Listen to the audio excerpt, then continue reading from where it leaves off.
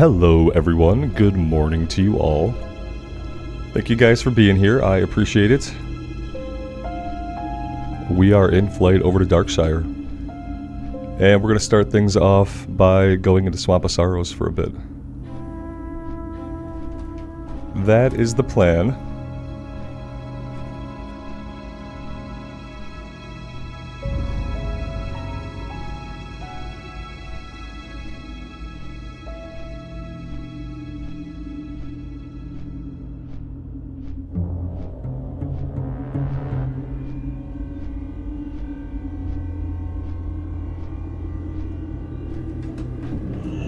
Virtual Echo, good morning. Sven, good morning. Thank you guys for being here.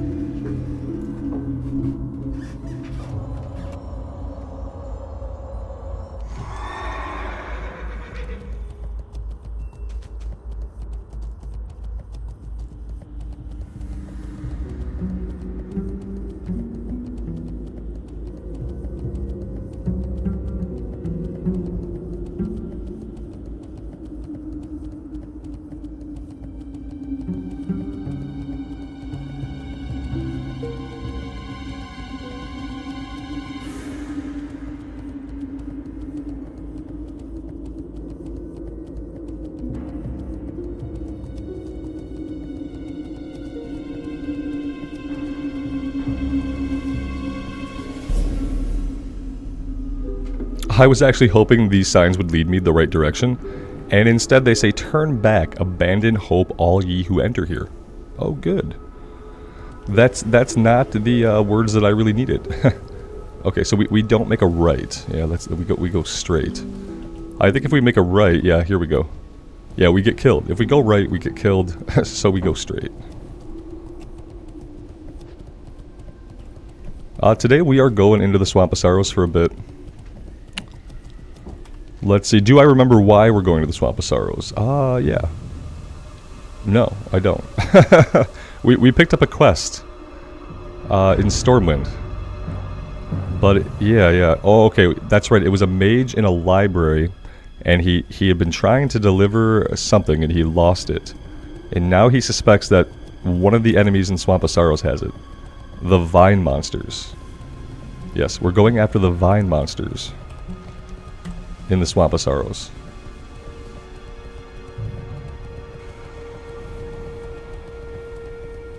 Monica, good morning.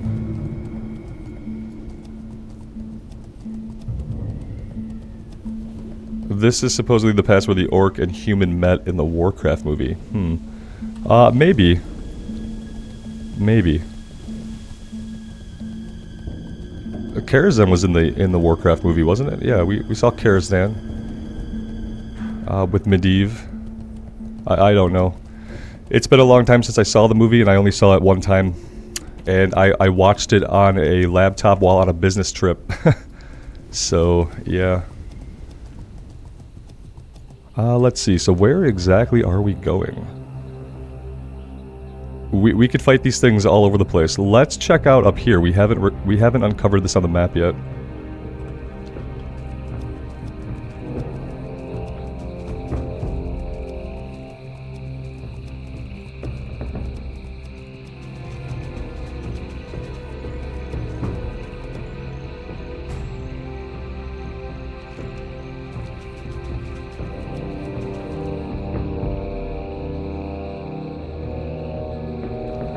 Vince, the quest has an abysmal drop rate, great for grinding. That sounds really good, yeah. I like the sound of that. What I don't like is the ponderous pace of this NPC. Yeah, I'd like to scoot by them. I wonder if I can. Yeah, they don't seem to care about us very much. I guess the level of difference probably helps.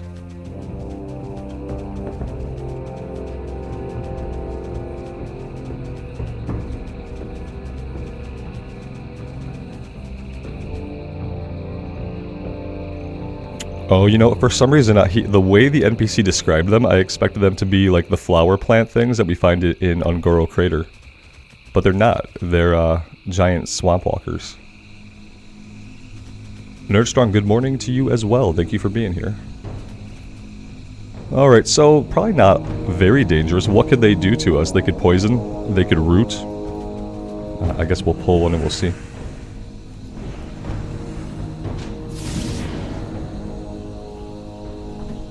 Joe, we're in Swamp of Sorrows right now. And good morning. Now that looked like a heal. That thing he was doing there at the end, it looked like a heal. That was not on my list of potential things to look out for, but yeah, potentially they can heal.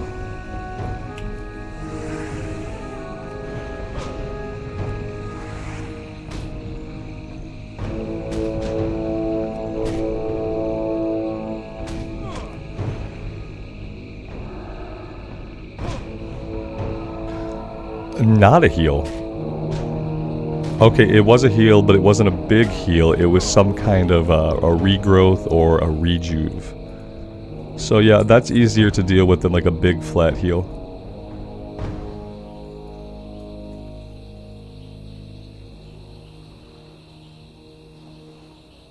Virtual Echo, I remember the Swamp Thing. I don't remember what universe it was in, but he always felt like more of a DC character than a Marvel character, so I hazard a guess to say DC.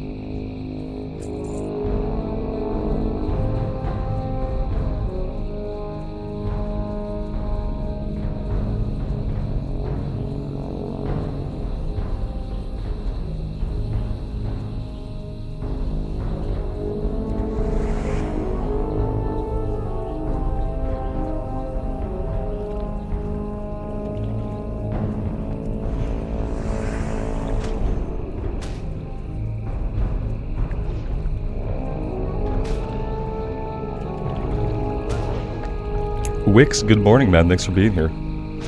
Lael, good morning to you. Thanks for stopping by.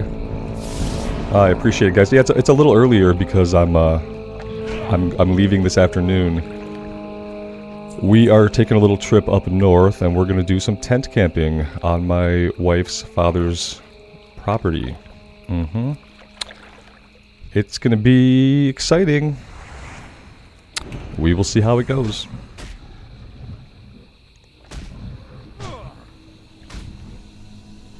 Shay, good morning.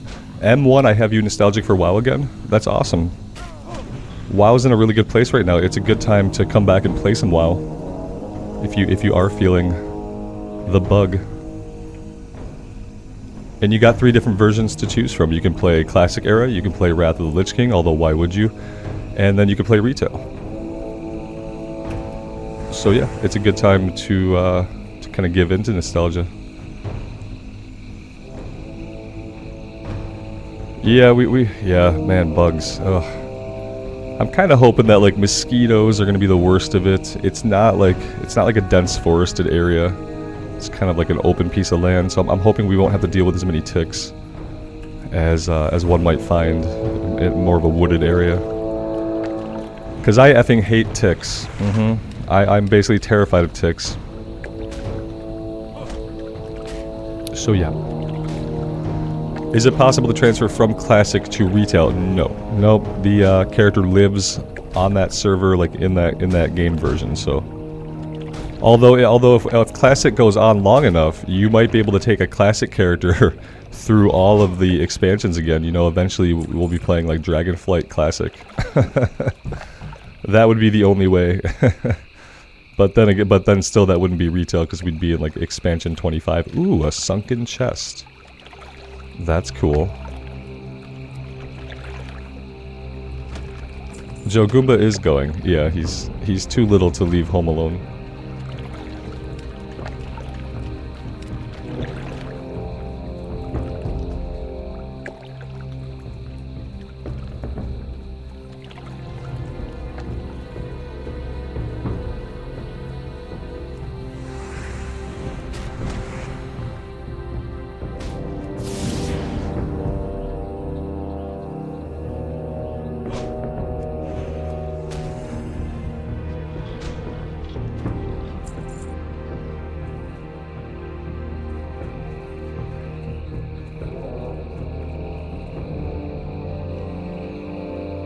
Yeah, I think a lot of people would like to have a MoP classic. I talked to a lot of people who say that MoP is their favorite expansion. I took a break after leveling a panda in Mist, so I didn't actually get to play a lot of Mist. I came back at the end when they had the there was the island where you could like run around, you could fight enemies, you were looking for treasure and stuff. That felt really cool at the time. I really liked that for like something to do solo at endgame. You know, before we were grinding World Quest in every expansion forever. The Timeless Isles, is that what it was? Yeah, I think I really liked that, and I got to experience that for like a little bit at the very end of Mist. As I was getting back in the game to you know, to go into Warlords, I got to experience the Timeless Isle. Yeah, you're thinking about the island expeditions, which were not as fun as the Timeless Isle. I had hoped that the island expeditions would be a fun thing to do, but it turned out, like Battlefronts, that they were just kind of garbage. They were just another chore that that ideally you had to do.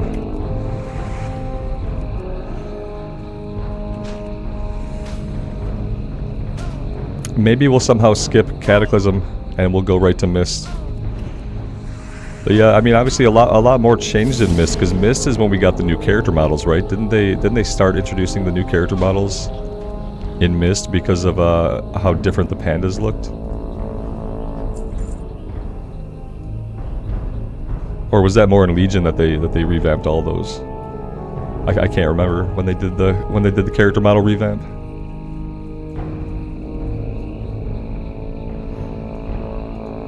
Yeah, the thing that happened, Aeolus, is what happened after Wrath is that WoW became less like Warcraft 3. Like, after Wrath, what happens is like WoW gets further and further from feeling like Warcraft 3, basically. Because it steps away from like the big stories that we were familiar with in Warcraft 3. The world and the way the world feels kind of changes a little bit over time. So, yeah. That's kind of what happened. Joe, when will I play ESO again? I don't know, man. I have no idea. Whenever and if the mood strikes me. I talked the other day about how I don't really dig the combat or the class design. What I wish ESO was like a single player open world RPG with like the class design being a little bit different. It's got that class design like Guild Wars 2 has, where like I don't feel any kind of identity to the class because I can use any weapon I want. And because I have such a small and specific ability loadout, I just don't get attached to the class, and because of that, I don't get attached to my character. So it's really weird. It's weird because like the writing, the stories, the art, everything about the game is amazing, but I literally can't get into the classes, and it was the same thing in Guild Wars 2. Amir, I appreciate that, man. Thank you for being here. Thanks for checking out the stream.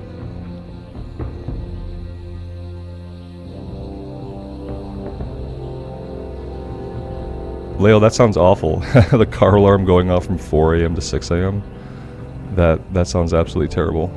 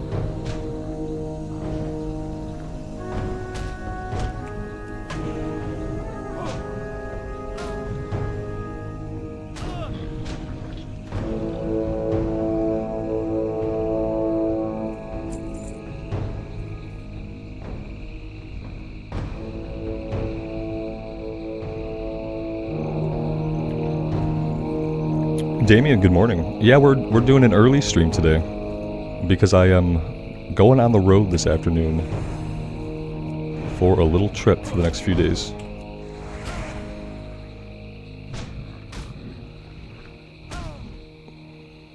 Amir, I really don't know how the Pally like stacks up against other classes because I don't really play the game competitively. So, yeah, I don't really have a lot of input on that. I don't really PvP at all, and I don't even play like endgame competitively. So I'm not sure.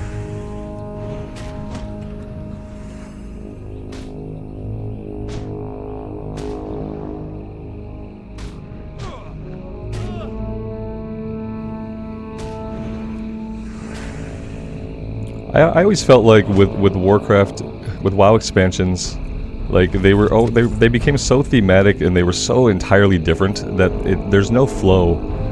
There's no like logical story flow from like one expansion to the next. You know what I mean? Because the expansions are kind of designed so that they could have been swapped. You know, they come up with the expansion ideas and then they decide later like what order they want them to roll out in. So the stories are so compartmentalized that for me, like every WoW expansion kind of is like, it's jarring. It's very jarring because none of it seems to flow together.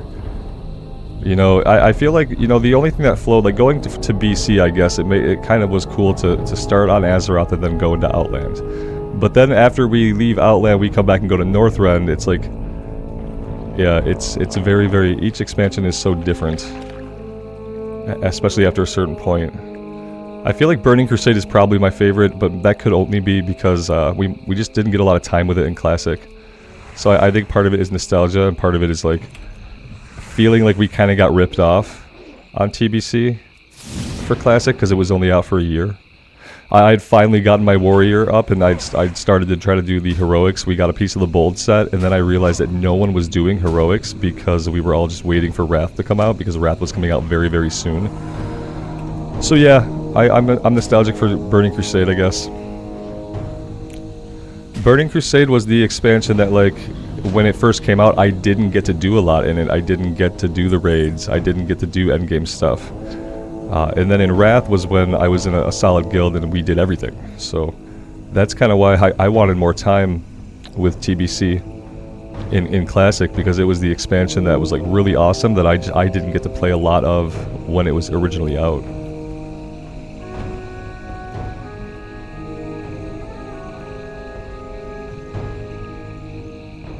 Yeah, and even in those later expansions, even when, I mean, think about like how different the story arcs are entwined, right? Because it's talking about Garrosh, right? To a certain extent, up until Legion. So yeah, there's like carryover of a couple characters later. But even when they carry over a character from one expansion to the next, it's done in like a very weird way.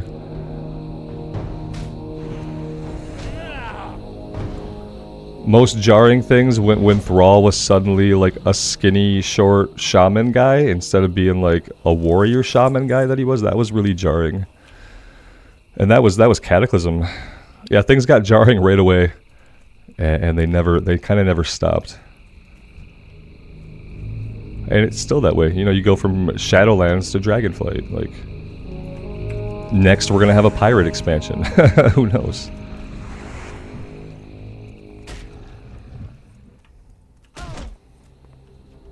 Yeah, and I'm not sure what it is, you know, instead of like expanding the world and kind of building piecemeal off the world that exists, it's like every expansion had to take you to like some completely unknown hidden place. Like it's hilarious how like full the map looks in retail now, because they've had to design all these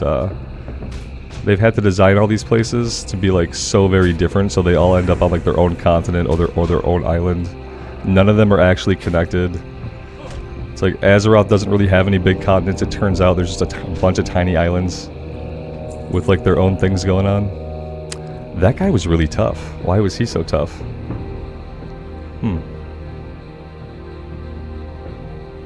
Yeah, Thrall does look different all the time. Have we seen Thrall at all in Dragonflight? I'm sure he's hanging out like somewhere. But is he hanging out somewhere where he's actually like a current time NPC and not like a past self NPC?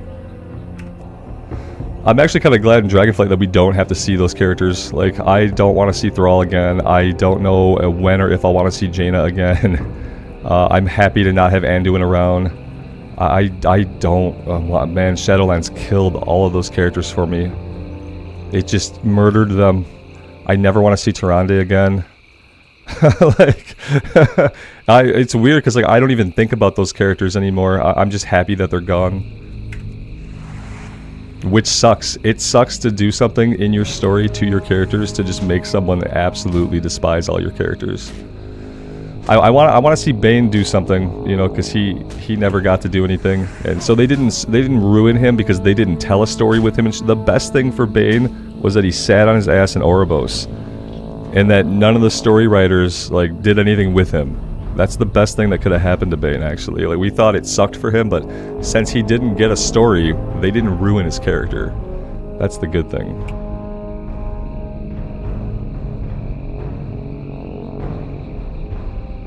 Is Tyrande dead? I mean, good if she is. I don't think she's dead. Now, didn't we got the Night Warrior out of her and she was like revived or something? Isn't Malfurion dead again? I don't know. If she is dead, that's fine. Like I said, unfortunately Shadowlands killed all the character cast for me.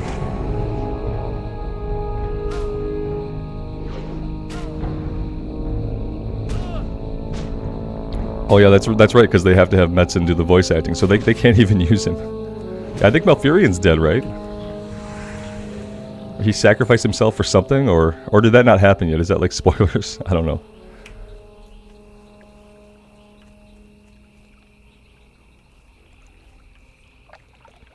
Yeah, you know, I don't even know, like, they might do a world revamp, Lael, but I don't know if they'll do like a true reset the way like maybe Asmund might have meant. Because they can revamp the world, but like they've done the things they've done to like the characters.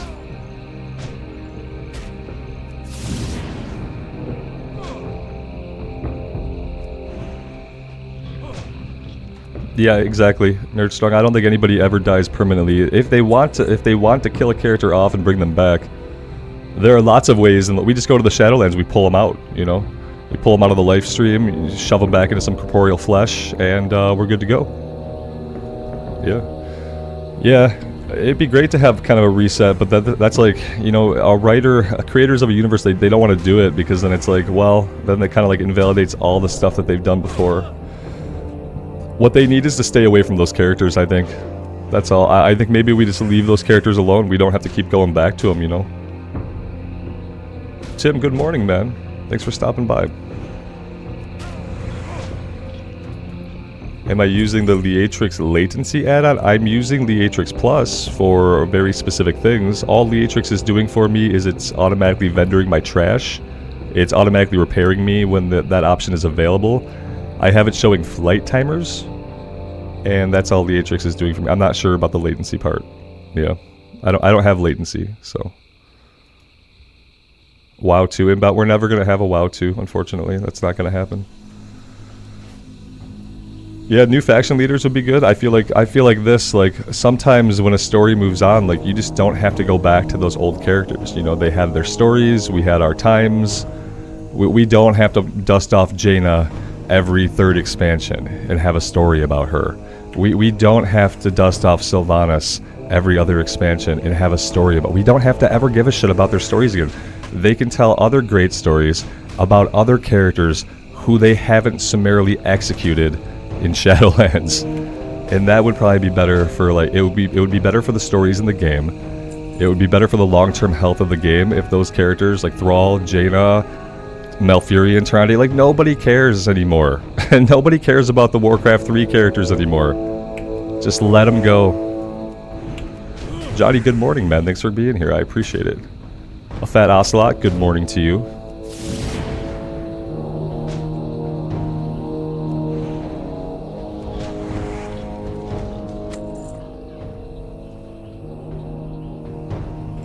Right, that's how they treat it, Nerdstrong, and I kind of hate that form of storytelling. Yeah, they do that. I think they've, like, said stuff like that before.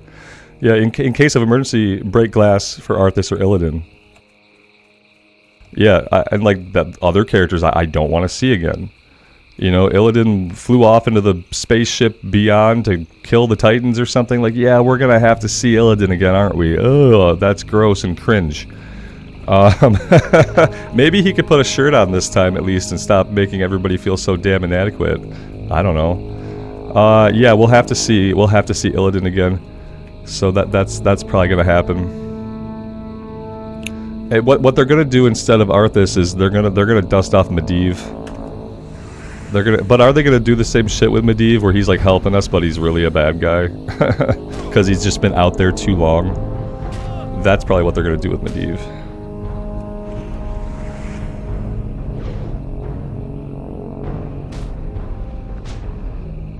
Yeah, like they are gonna have to revisit Illidan someday, because we're gonna have to whatever we find out about the Titans that we find out by the end of Dragonflight, like we're gonna have to confront the Titans about like whatever skeevy stuff they've done in the past, you know, because clearly like they have their own agenda. They're not just like the good guys. they are a manifestation of order, and they did the ordering how they wanted to.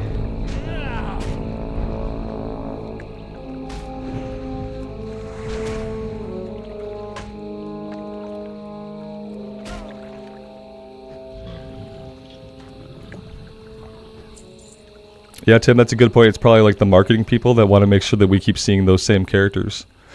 Yeah, because that's what they think sells the game, right? They're like, oh, people love these characters, right? It's like, yeah, we did. We did at some point, yes. Yes, we did. And then the story writers kind of killed them. And then when that happens, the PR guys should be like, hey, let's not show any of the characters who we literally ruined in Shadowlands. Let's like get some other people up front. But yeah, they'll probably go back to some of those people, unfortunately. And I know like when they do that, like the guys at Blizzard, like they're in a room and they think it's the coolest effing thing when they like bring somebody back. Oh, let's have Jaina ride in on a ghost ship. That's awesome. Yeah, it was okay. I could have had it done any other way, like not maybe on a ghost ship, but okay, it's like, you know, it's Pirates of the Caribbean, it's the Davy Jones ship, I get it.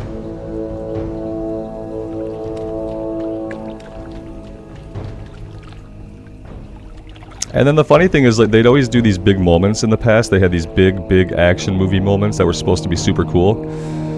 And over time, they were less and less cool. And then now in Dragonflight, like, you don't really get any of those moments. Everything is two dudes talking about their dad. Like, that's every cutscene. You don't get, like, the Tyrande Dragon Ball Z fight with Sylvanas. You get, like, two dragons talking about their daddy issues. And the writing is good, it's decent, you know. But they kind of went the complete opposite route. Instead of having any big moments, they've gone like no big moments with the characters. That's been my experience with the Dragonflight stuff, at least. It's like big things happen, but they don't happen in the big ways that they used to.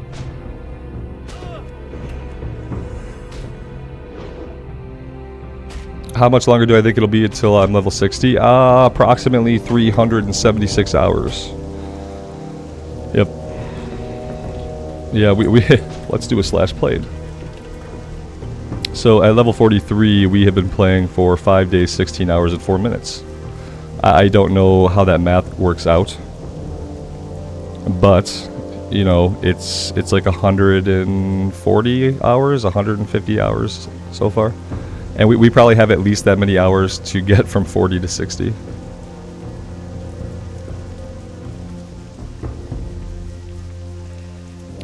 Vince, I'm not sure. It feels like it is about halfway. That's why I say I feel like we've got as much time as we've already put in.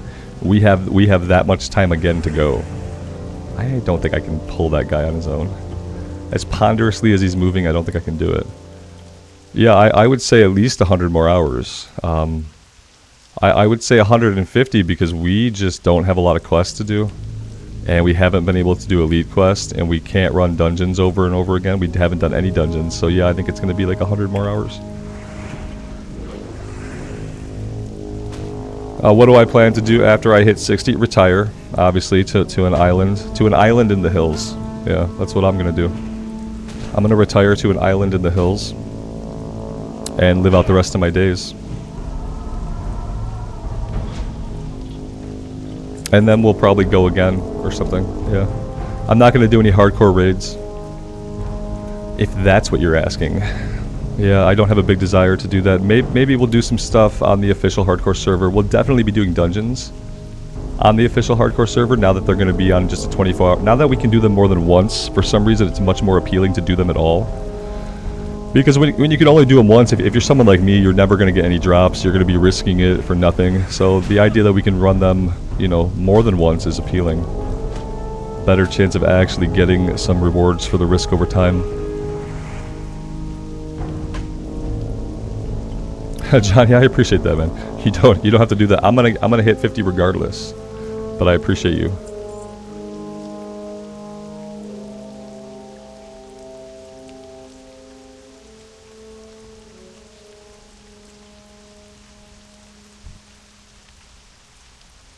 Yeah, Dragon's Bane. I think a lot of people, especially back then, probably felt that way about legendaries. Yeah, you know, that inclusionism. Everyone's got to be able to participate. Yeah, I think there were probably a lot of people who felt that way.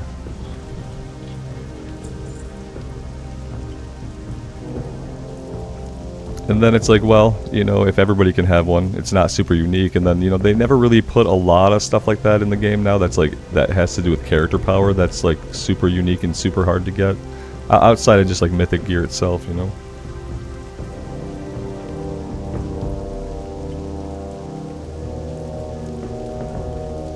Oh yeah, a fat ocelot. Yeah, D4. There's no. I mean, I never cared about loot.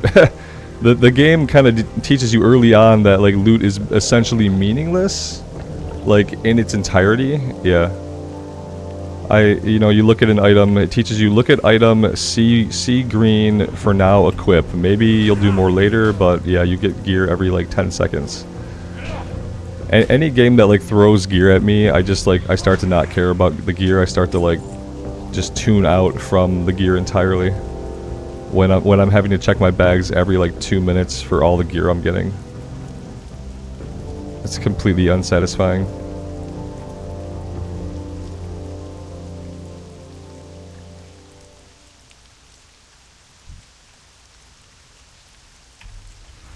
When we find this item, Khadgar's essays on dimensional convergence, are we going to be able to read it?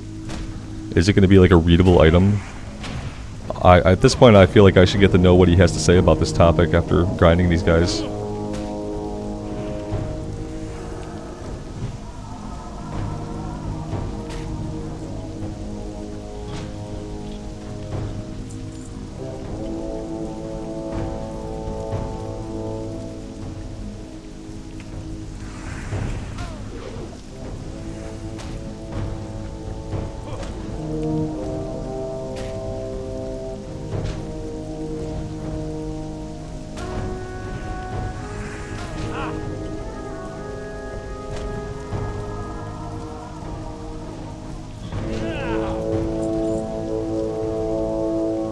I don't think we had anybody get Shadowmourne. And my friend at the time was maining a DK. And I'm sure that he like really wanted Shadowmourn. And yeah, we killed Lich King every single week. As you know, basically the entire time. And I never saw it drop.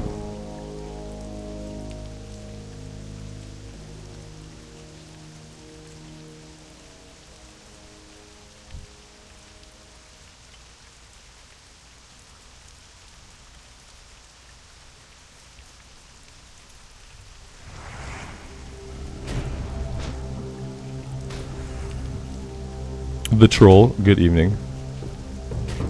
It's an ominous name you have.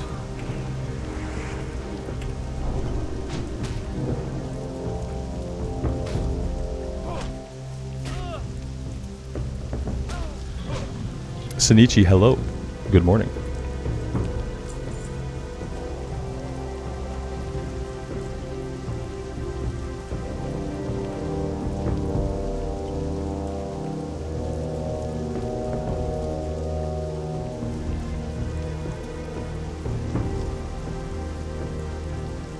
Yeah, I'm sure they can. They can equip the weapon type. But, I mean, yeah. I feel like it's just more thematic, right? If you're a Death Knight.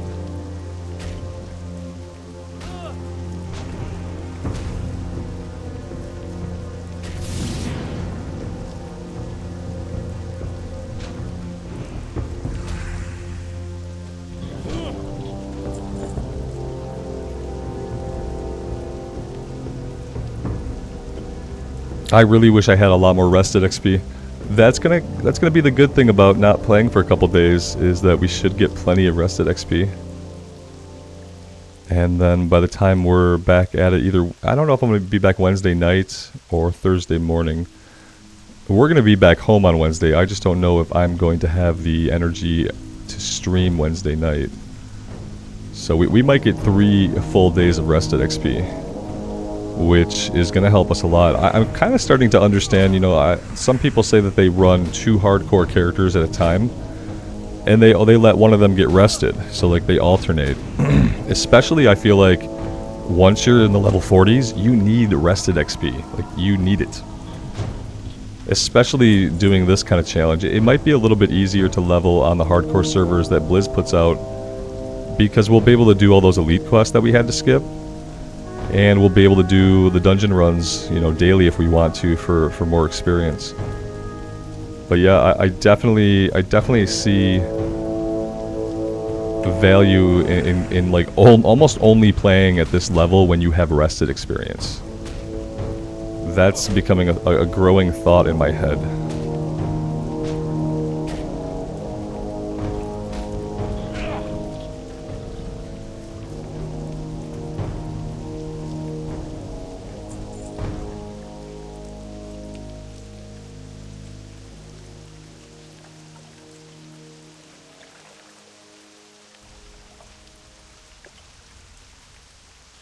Yuri, good morning. Thanks for being here, man. I appreciate that.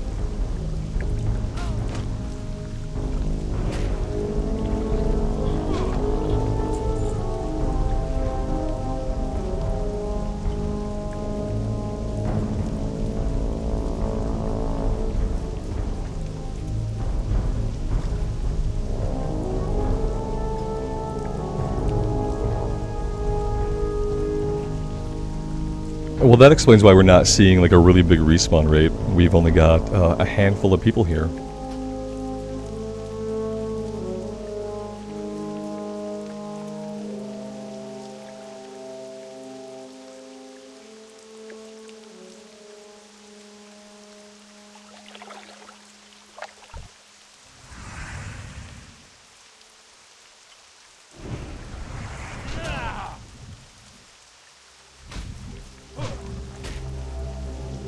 Damien, when I hit 60, I'm gonna retire. Yeah, that's it. Yep, I don't have any end game plans for the character. It's a hardcore challenge, so the point of it for me is getting to 60. And if I do want to do a lot of end game stuff in Classic Era, which sounds fun, I think I'm probably just gonna save the end game stuff for the new season of WoW. We're gonna get a new season of Mastery or whatever, you know, by the end of the year. So I think if I wanted to run a bunch of endgame stuff, I'd probably do that in like a non-hardcore setting, to be totally honest. I know people kind of like watching the hardcore runs because it's like high stakes. I might do one. It doesn't really matter to me. I don't have a really big interest in it. Jittery, I haven't been on the PTR, man. I read about the changes and stuff. I've been keeping abreast of the blue post. I like the rule set. So yeah, I think the rule set for the hardcore official servers is really good. I'm looking forward to doing the dungeons. I'm looking forward to being able to use the auction house. I think it's going to be a good time.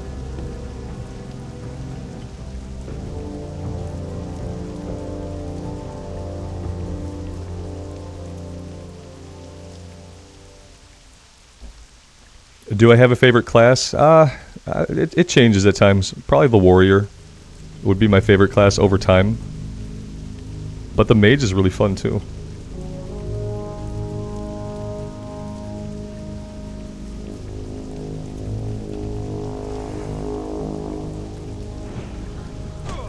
Damien, that's cool, man. I'm glad that you like the content.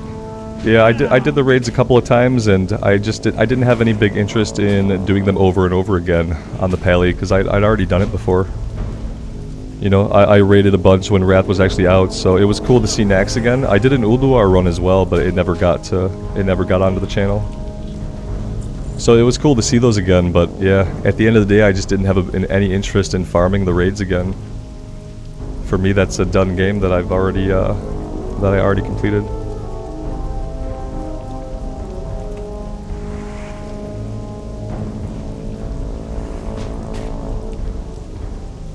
Wix, yeah, I like that too, that they let you transfer to a regular realm so you don't have to, if you want to keep the character going, you'll be able to. You just don't do it on the hardcore server. I think that's really cool. Now, that being said, they're not going to give you like a lot of choice as to which server they send you to. But the good thing about the classic era servers is that I think they're all kind of like connected together, so you'll have people around you playing in the world, even if they're not technically on the server, because of the way they have them set up.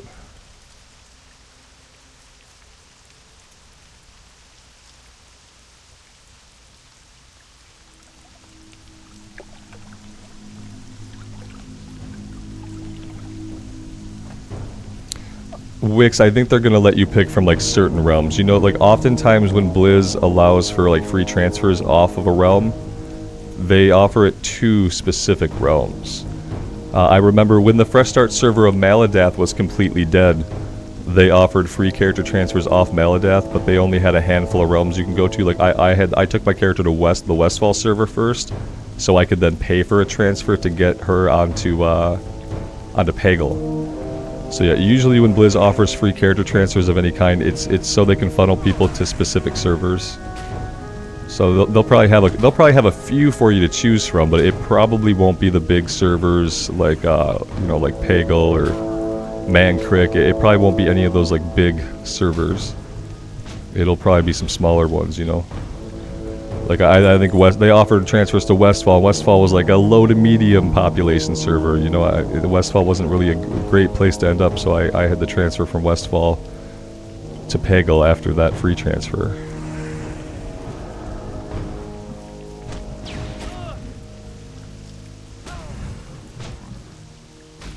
The funny thing that I found out in that process is that if you are on a realm and Blizzard is offering free transfers off that realm, you can't pay for a transfer until you've taken the free transfer and put yourself somewhere. Then you have to pay for the transfer to where you want to go, because I have been trying to get that Paladin to Pagel for a while, and every time I would try to do the character transfer, it was encountering weird errors. Every single time, no matter what I did, I got this weird error. There wasn't really a lot of info about it. So I would try to transfer the character a couple times and I'd give up. I say, okay, I'll come back and do it the next day. And what I finally realized is that you can't pay for a character transfer off a realm if Blizz is offering free transfers off of it. You have to take that free transfer somewhere first, and then you have to buy your character transfer to the server you actually want to go. So that was fun. Yeah, I don't think they'll put everyone on the same server. I think they'll have like 3 or 4 for you to pick from. That's how the transfers off of Maladath were. They had like 3 or 4 servers you could pick from when you were leaving the Maladath server. And Westfall happened to be one of those. So yeah, I think they'll give you some choices, and what they'll do is they'll send you over to like lower medium population realms to kind of boost those realms up a bit.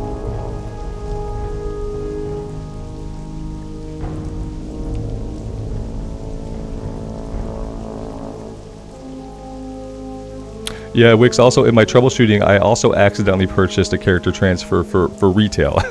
During my trying to figure out why I couldn't move my Wrath Pally, I somehow ended up actually purchasing a character transfer in the retail game. So that was fun. I ended up with a character transfer that I really didn't need.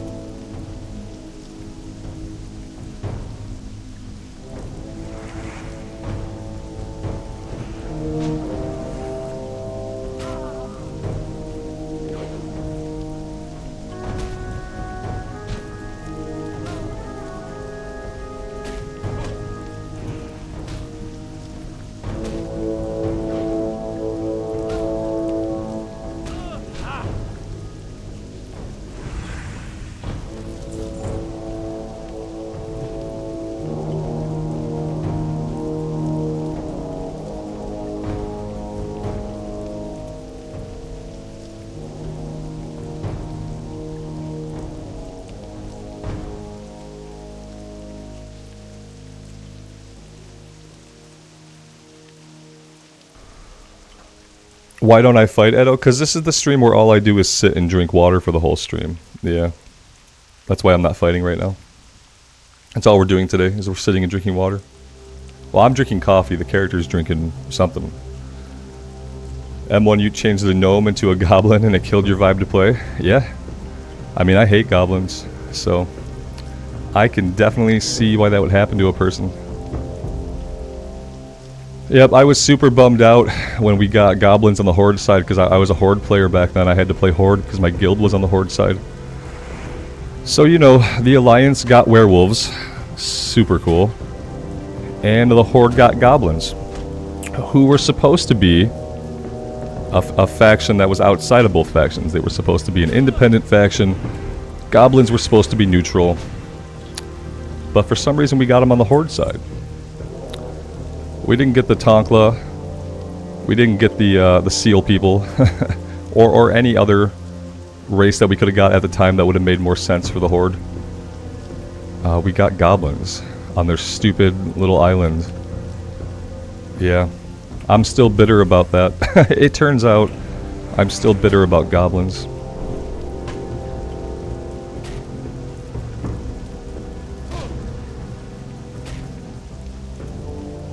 Ben, I appreciate that. Thanks for being here, man.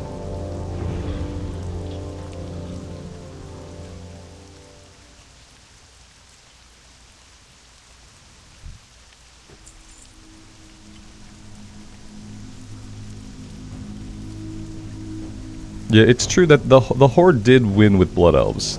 That's true. Yeah, that was a big win for the Horde. And at that time, like, Alliance got the Draenei. And the Draenei are okay. I've never been able to get into a Draenei character. We've had a couple of them. We've tried to roll a couple of Draenei characters, and I've never been able to get into it.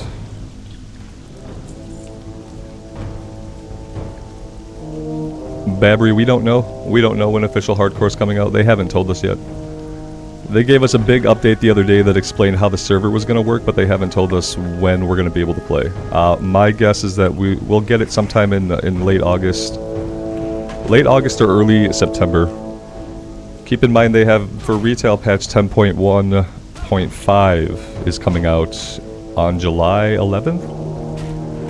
So it's not going to happen in July. They're not going to push out hardcore servers right when a retail patch has come out. So we can write off July. It's not going to happen in July. July's gone. Then we think about August. It could happen in August. I don't know that there are any other releases coming out in August.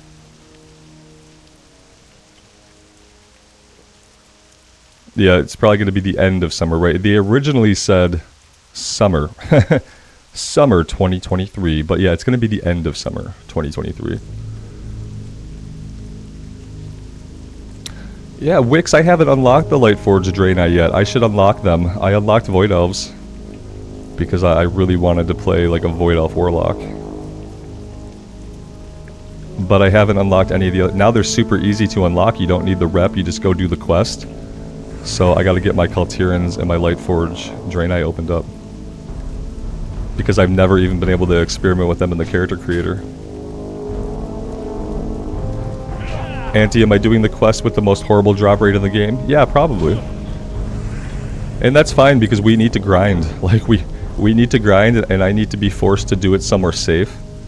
So what's happening here is by doing this quest, I'm forcing myself to grind somewhere safe. Because these guys are, you know, these guys are not like super low level, but they're not like super dangerous, so... This was actually a really good find, because yeah, it comes at a time when we need to grind. And we might complete the quest, so if we complete the quest, that'd be like a little bit of bonus XP on top of it. So yeah. Yeah, Vic, you don't have to get the rep, but you do have to go to like the embassy and you do like the little introductory quest chain to talk to some people. You do a couple things and then you've unlocked them. You basically do their little quest line now that unlocks them. But yeah, you don't have to do all the rep grinding and the stuff that you used to have to do, which is a really awesome change. And yeah, you don't have to be max level. I unlocked them on like a level 50 Paladin that I had laying around. So that's how I unlocked the Void Elves. Oh, they're changing it again in 10.1.5? Shit, I think they should just put them on the character creation screen. You know what I mean? I think that everybody should just they should open up World of Warcraft retail for the first time, and they should have all these races to choose from. Like, how cool of an experience would that be to log into a version of WoW like where right off the bat you have all of these choices? I think putting them on the character creation screen, just opening them up by default, would be huge.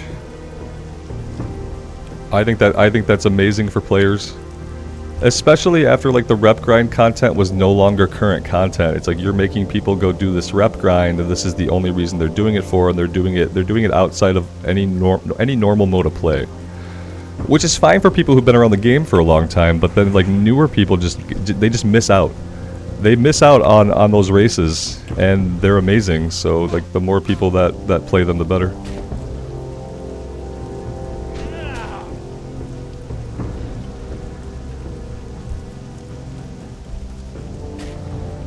Yeah, I don't know how it's going to change in 10.1.5, but like I said, right now you go do their little intro quest and you can open them up.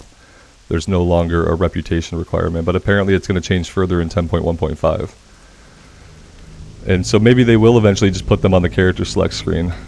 I'd like to have like the NPCs removed entirely.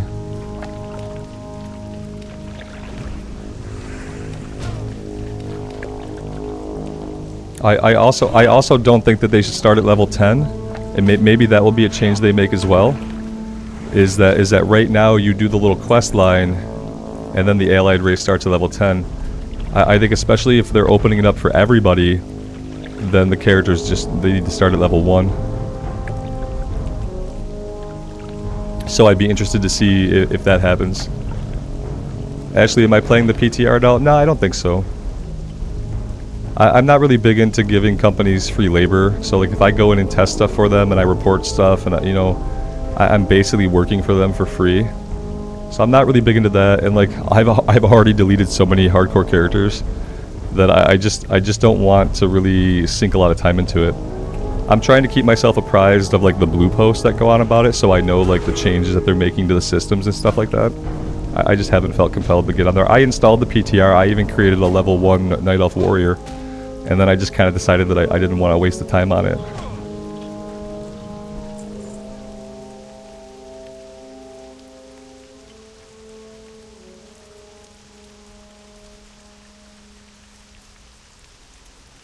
Yeah, Vic, we don't need a PTR. Blizzard needs the PTR because Blizzard doesn't have what's called a QA team. So in the ancient history of video games, they would have teams of people whose job it was to play, like playing on the PTR, and they would test certain things and they would look for bugs. They'd report them to the devs, who would then get them fixed. That way, it was a job to do that. You'd go to a job and you'd play it again. Maybe your job would be to run at the trees, run at all the trees in the marsh today to make sure you can't pass through any of the trees. And then someone would do this, and then they'd go to the next tree. And not quite like that, but you get what I mean. And so someone's job was to do shit like that, but they don't pay people to do jobs like that anymore, because what they figured out was that they can get players to test that stuff for free.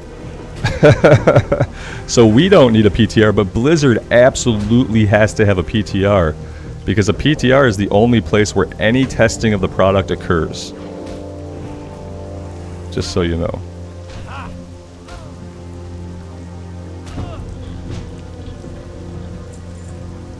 Yeah, it's why we get PTR, we get closed beta, we get open beta. All that stuff is players testing the game for Blizzard. Yeah, it's just how they do their test. They're like, oh shit, we don't have to employ hundreds of people to test the game to make sure it's not broken. We can put the game out broken and let the players just tell us what to fix. Well, let's do that. Fire all these people. You know, Bobby needs a couple more plates for his golden yacht. So yeah. And that happened a long time ago. They haven't had a QA department like that probably, ever. Probably since the Warcraft 3 days.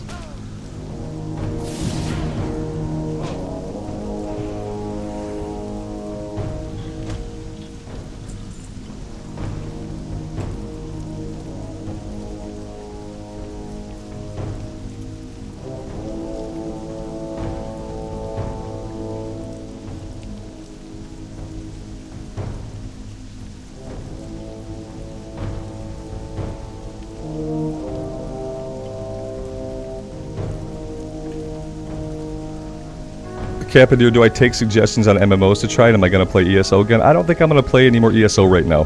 What I talked about it earlier, and I kind of talked about it the other day. I don't like the class design in ESO. I don't feel attached to the classes. I don't think they have a strong identity for me.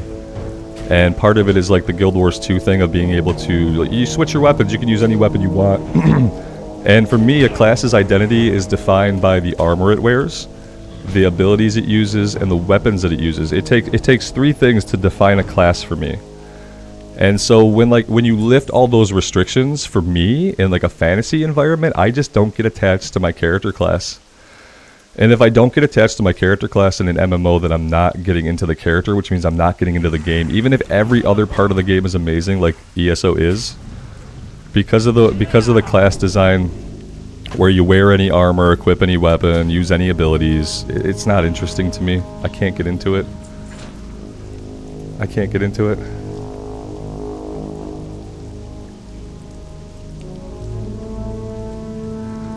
Virtual, I don't think I was muted there, but maybe I was.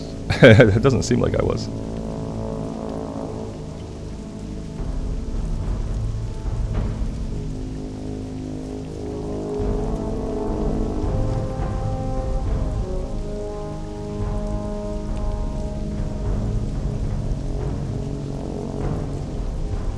Like for me, the only other MMO that comes close to like class fantasy that's like has good class fantasy is Final Fantasy 14. FF14 has amazing class fantasy. FF14 has classes that I am familiar with from my youth, because I grew up as like a big Final Fantasy fan. Final Fantasy Tactics, I put like 1,000 hours into FF Tactics back on the PlayStation. So like, yeah, for me, I need the class to be defined by what type of armor it wears, what type of weapons it uses, and what types of abilities it uses. And if you lift all of those things and you say do whatever you want, it turns out I'm not very interested in doing whatever I want. It turns out I like that solid class design. I have to blame your audio this time, Virtual. I am a habitual mute key rider. I ride my mute key because, you know, I came up in corporate America where you had to be on mute. You never wanted to not be on mute, because what you didn't want to have happen is you'd rather say something on mute than to say something while you're off mute when you should have been muted. So yeah, but this time it was you.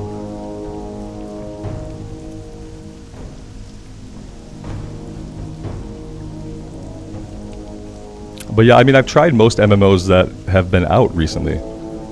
You know, I've put some time into Guild Wars 2 a couple different times. I've made a couple of stabs at ESO, so I try to give these games like their fair shake because people love them. And after a while, I do start to realize like why they're not for me. And for both Guild Wars 2 and ESO, it's kind of the same thing. I feel like the classes are weak. They're weak on identity.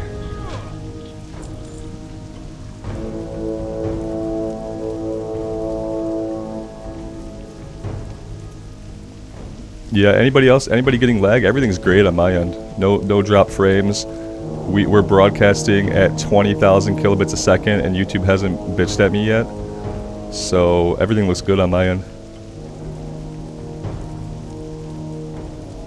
I mean, I am outputting at a pretty high bit rate for like video quality, so I don't know if that affects some of you guys if you have like a slower connection. Because yeah, YouTube wants me to cap at 9,000 kilobytes for bitrate, but I like to rock a lot higher than that because it makes the dark areas and stuff and the motion a lot more tolerable. So I'm broadcasting at a much higher bitrate than they want, and sometimes that causes some lag.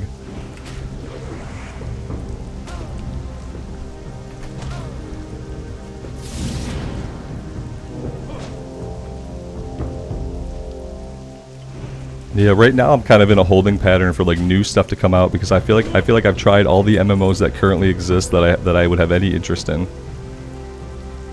And yeah, like I said, right now there's just really nothing else that interests me. I keep waiting for, you know, Ashes of Creation to have a release date, or for Pantheon Rise of the Fallen to go into some kind of beta phase at least. Those things haven't happened yet. Sometimes I toy with the idea of playing FF14, but yeah. Where am I? I haven't done any Endwalker, so I know I have tons and tons of MSQ to get through. It's going to be great MSQ, you know, obviously, but I haven't really been in the mood for that.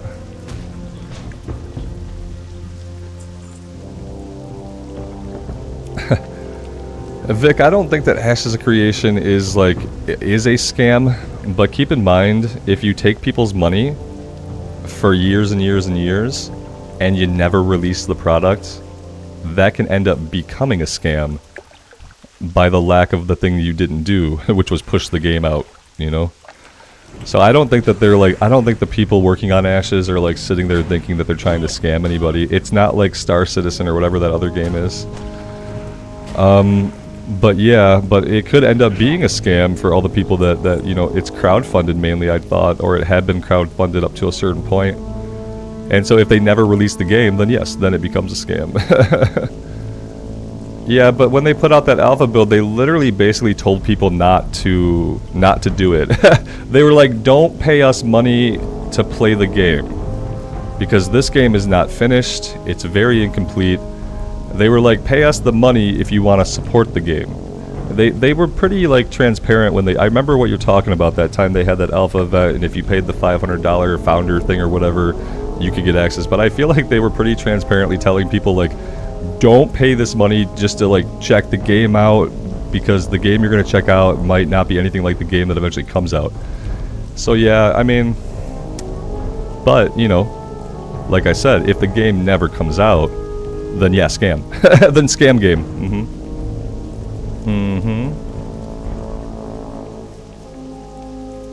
Elisa, good morning. Thanks for being here. Star Citizen is still trying to deliver, right? And by trying to deliver, I mean, I'm sure they're still willing to take people's money for in-game items that there will never be a game for. But I don't think that Ashes is anything like Star Citizen in that regard. Oh, of course they did it regardless, but keep in mind, they don't have to be that transparent about it. Oh, I hate corporations too, my man. I hate anybody with tons of money. You know?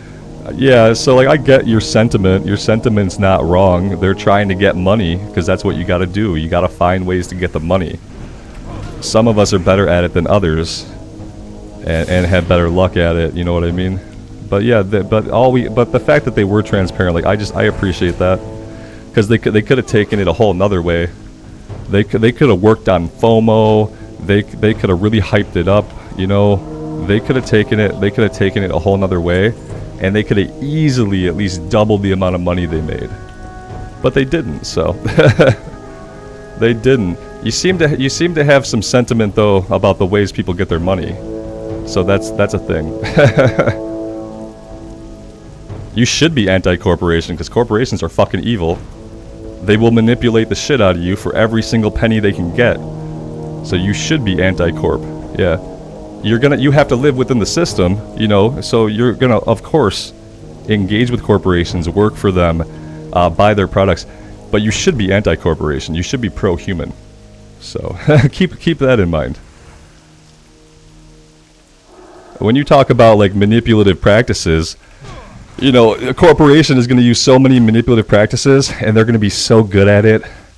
They're so good at it, and you don't even know what's happening to you most of the time.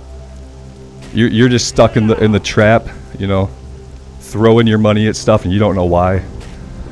You don't know why you need to have it, but you do. You do need to have it. You do need to have it because they made you feel that way.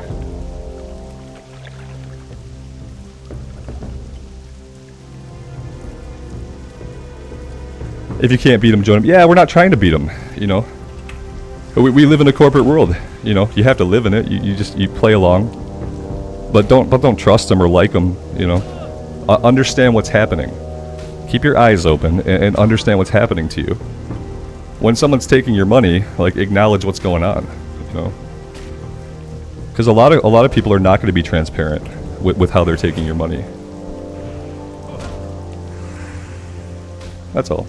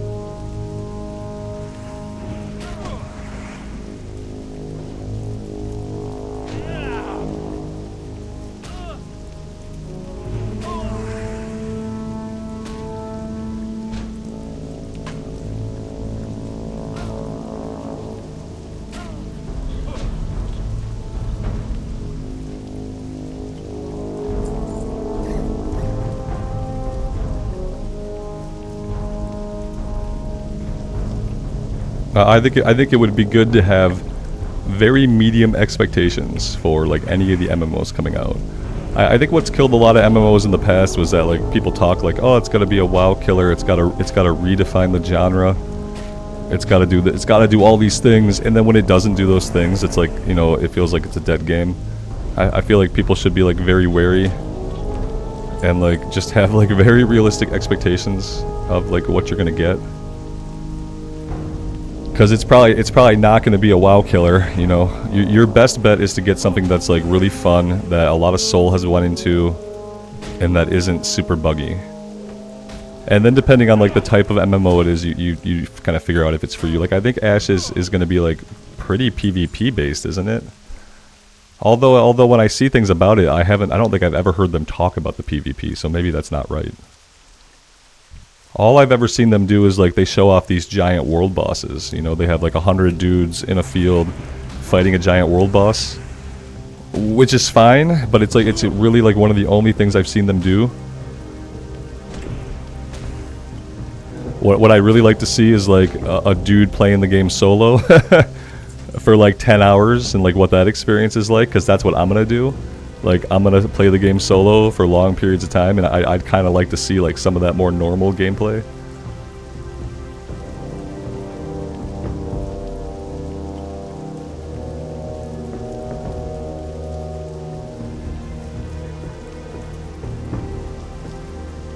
Johnny, you might have to boot into safe mode. You might have to boot into safe mode. Getting into safe mode, you usually have to hit one of the F keys on your keyboard while the computer's booting up. If you can't get into your desktop, you might have to go to safe mode.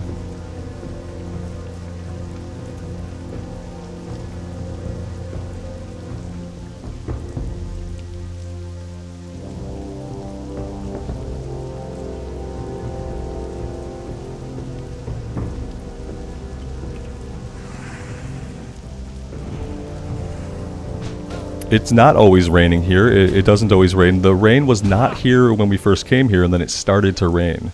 So the rain could leave at any time. I'm not sure exactly what controls the rain or the weather patterns, or if they are truly random, but it doesn't always rain here. Texas, the profession system is balanced. Which are we talking about Ashes? Because if we are, I have no idea. I really know nothing about the game from like any kind of technical standpoint. Just the few things that I've seen when they're showcasing like the gameplay they've showcased. Oftentimes I just kind of watch that stuff on mute. I don't listen to them talk about things.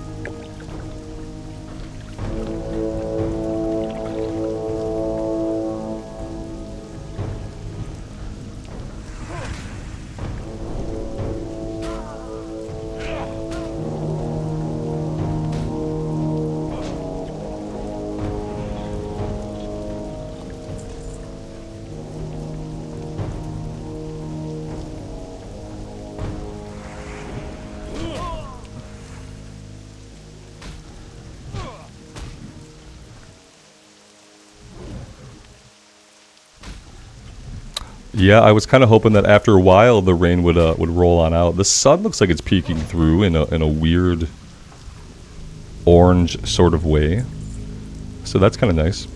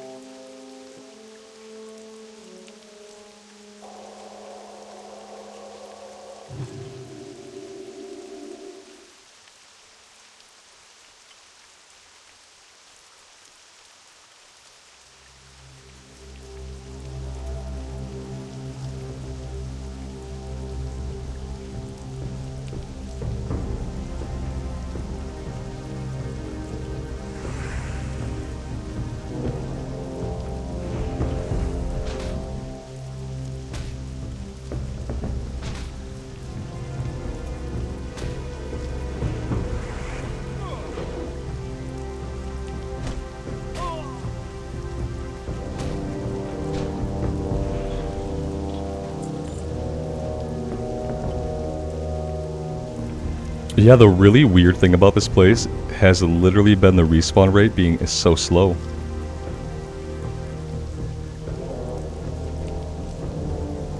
I'm just not used to it. This is probably what like a normal respawn rate is supposed to feel like in the game, and I'm just not used to it. We're definitely used to just hyper spawns and stuff coming back really, really quick. And that's not the case here. That also makes this a good place to do some farming. I feel like nobody would really ever come back here. You know, you're probably not going to see any other players back here. Especially because I don't think a lot of people do this quest, because obviously the drop rate is, it's probably just non-existent, you know? Which is fine for us. Blood Moon, good morning. Thank you for being here. It's afternoon. Well, it's not quite afternoon yet. It is still morning time.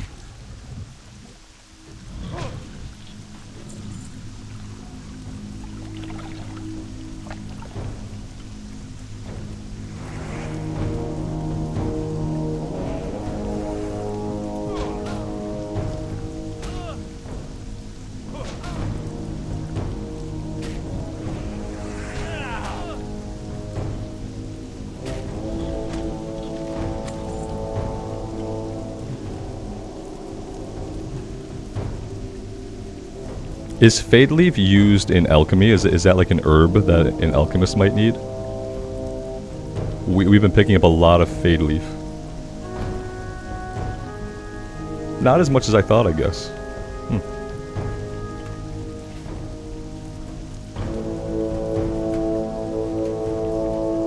And can you herb these guys? Can you herb these guys if you're an herbalist? Or am I thinking of like retail and like different enemies? I feel like you should be able to herb these guys.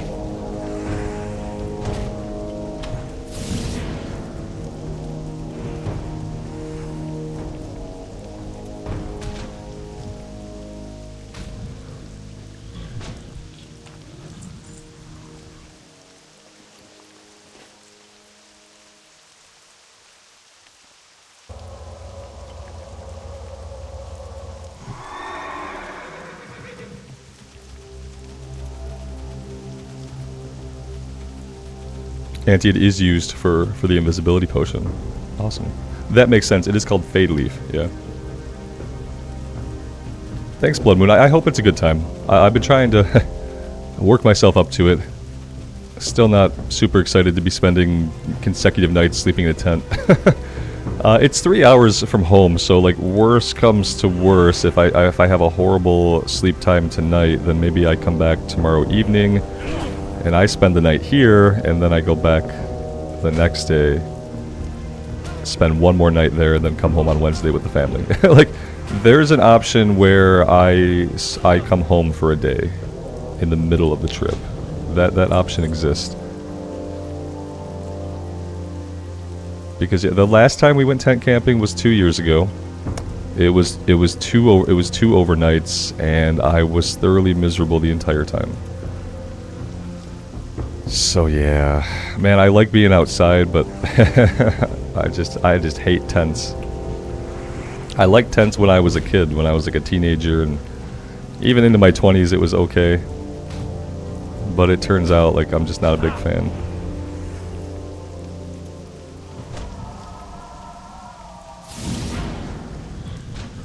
Salvador, basically, yeah, for this hardcore run, if we die, we delete the character. That's the basics of it. There's a couple more rules to it than that, but that's the spirit of it. If you die, it's GG. Yep.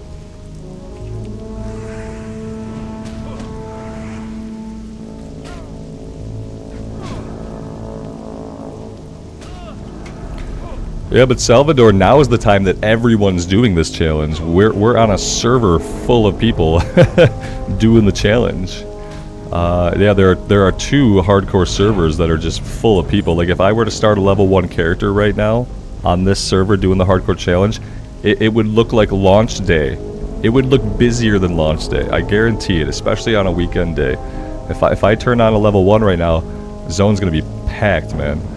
Yeah, if you've ever thought like a hardcore challenge in classic era would be fun to you at any point in history, this is the point in history to do it, because this is when everybody's doing it. In a couple months, Blizzard is going to open up their own official hardcore server with baked-in rules, so that like you won't be able to res when you die. Right now, we're using an add-on to track character progress and lay out the rules. We're using an add-on for it right now. Everybody doing the challenge, but eventually Blizzard's going to have their own server that's going to handle most of it.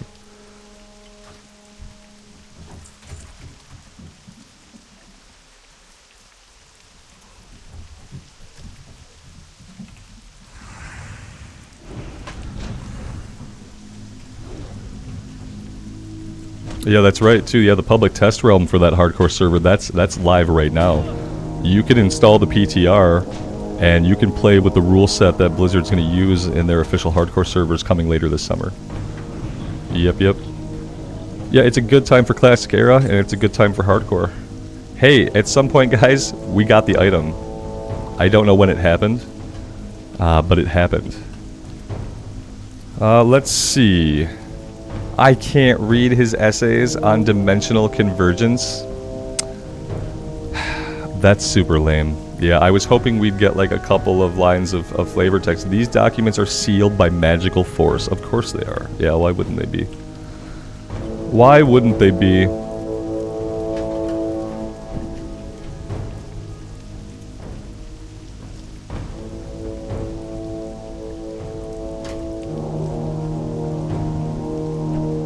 The question is, like, if I don't continue to grind on these guys, what do I even want to do right now? I don't have a lot of quests that I'm like super comfortable taking on. That's the problem. We tried this quest in Tannerus. The guys were just going to be too strong for us. Too many guys in stealth. Too many guys with Voidwalkers. We tried the Gordunis in the High Wilderness. They were also looking really packed together and super strong. We tried to go after the Screecher Spirits, and they were like level 48, so that wasn't going to happen. And yeah, that's kind of where we're at. We don't actually have a lot of stuff to go do that we can actually do safely at this level. And yeah, safety is our utmost concern, obviously.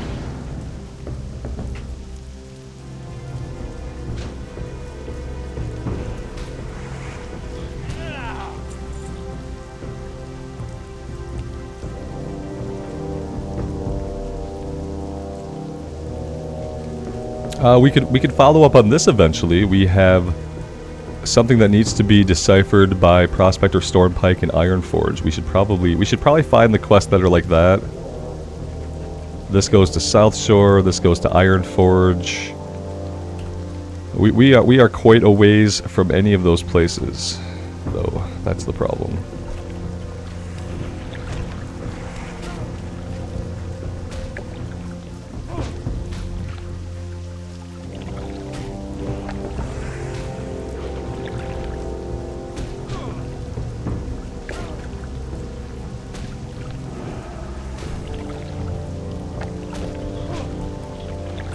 I was talking a bit yesterday about what I'd like to see for WoW Hardcore would be like a season of WoW Hardcore that's a roguelike, so that every 10 levels you get to bank something to pass on to your next character, whether it's like a talent point or gold or something like that. I'd like to see a hardcore season roguelike rules where we earn something every 5 or 10 levels that can be passed to the next character. Or like, let's say you unlock like bank slots and you can put items in there for your next character. Like, you know, level 5 you unlock a bank slot. Level 10, you know, you get a talent point for your next run, like it's just an extra talent point. Obviously, like everything would become super unbalanced, but for like a 6-month season, I think like that'd be really fun. I think it'd be really fun.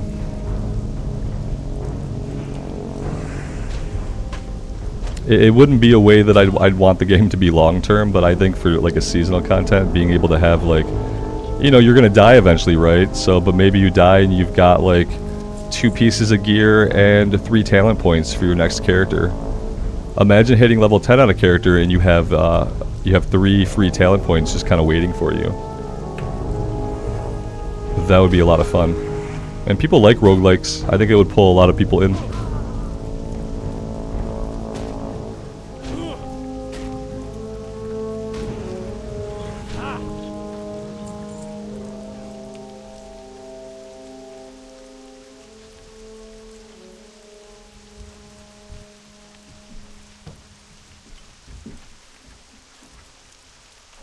Auntie, we did do some quests in the Badlands. Yeah, I think we've done everything in the Badlands that we can really do right now.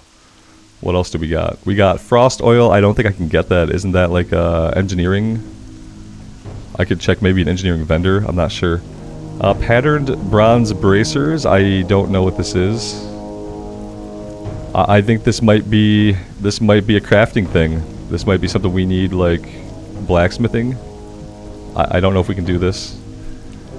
And the sign of the earth. This is like there's a band of like ogres that path around that I don't think we can take on. There's like 5 of them together.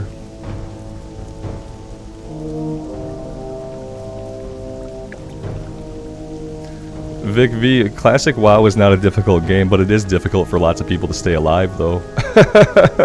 It's not a difficult game mechanically or like when it comes to how to perform combat. It's not.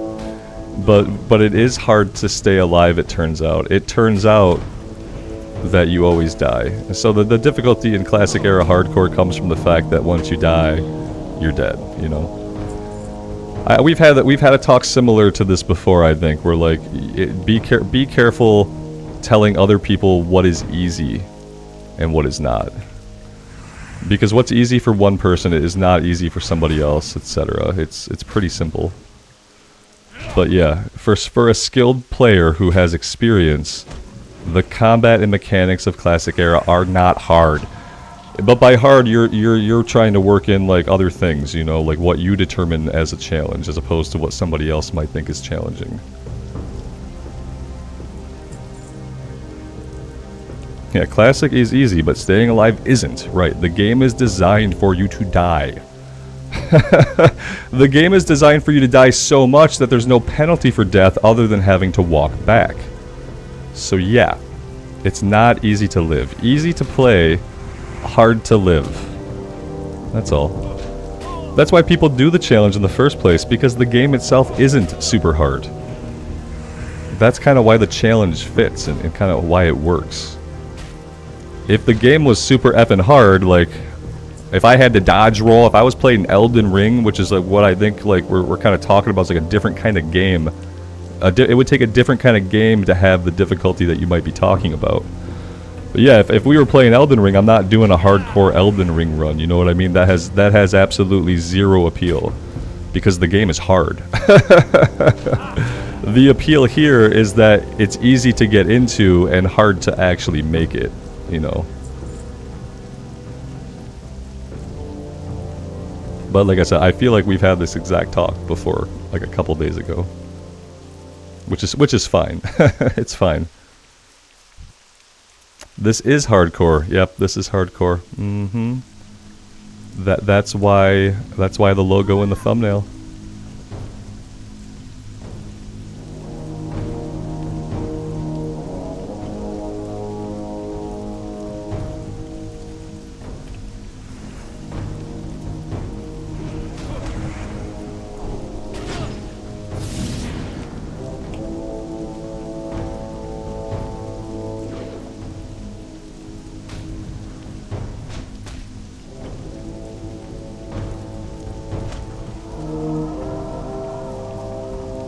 Yeah, it might not have been you, Vic, but it was somebody that I had this exact talk with where they said, you know, classic is easy. Classic is easy, and for some people it definitely is. But that's not the point. The point is that staying alive is the hard part.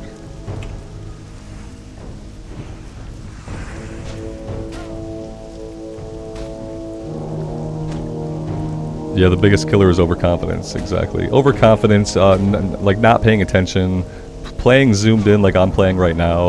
Like, Lots of things will get you killed. A lot of them are behavioral things that you can kind of change over time. Yeah, sticking to the don't risk it rule is hard. I've gotten so many characters killed by not, especially when I'm playing with you guys. It's so much easier to be careful and to make the right choice because you guys help me with that. You can sit there and you'll tell me, hey, this is not good. It's not looking good, man.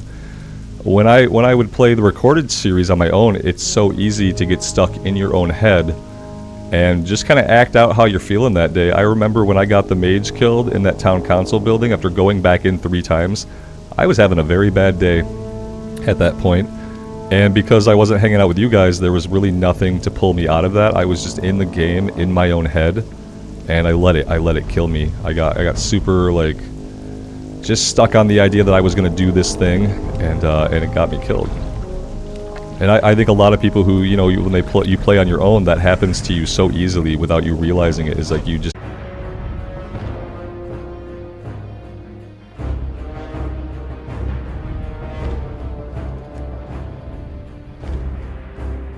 How we doing now, guys? We had a huge lag spike. Oh, look at that. Luckily, auto attack killed this guy. Yeah, I got DC'd. Are we good now? Let me know when we seem to be good. I think we're good now. Yeah, we lost something there. I show 0 dropped frames, but kilobytes were red in OBS. We were broadcasting 0 kilobytes for a second. So something definitely happened. Yeah. Oh man. Whew. Another thing that can kill you in hardcore. Random disconnects. Yeah, we got lucky. We were fighting something that was green, and that auto attack finished him off. Whew. Well, that's like a scare that we didn't really need to have. Now I need to check a couple things to make sure that I'm good. It looks good.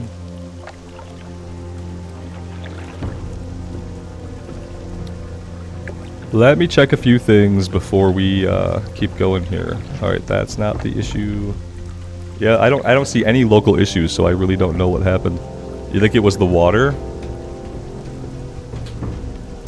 Yeah, it could have been. I don't know what happened. It was really, really strange. But the thing that happened was also when I got DC'd from WoW, I looked over at OBS and I was transmitting 0 kilobits. So I don't know what could have caused both, except like a lag spike on my end. But I don't have any indication of an internet problem on my end. So yeah, very strange. Very strange.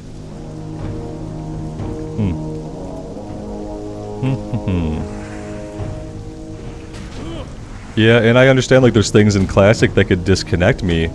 I just don't, that would not affect OBS.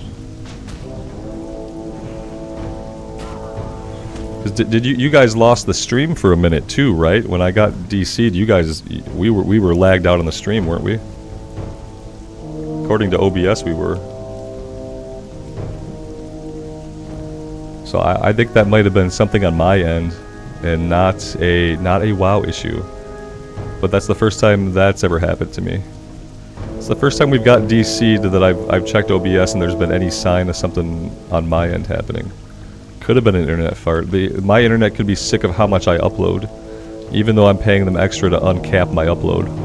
They could be getting sick of me. I don't know. Someone flicked the wrong switch. Yeah.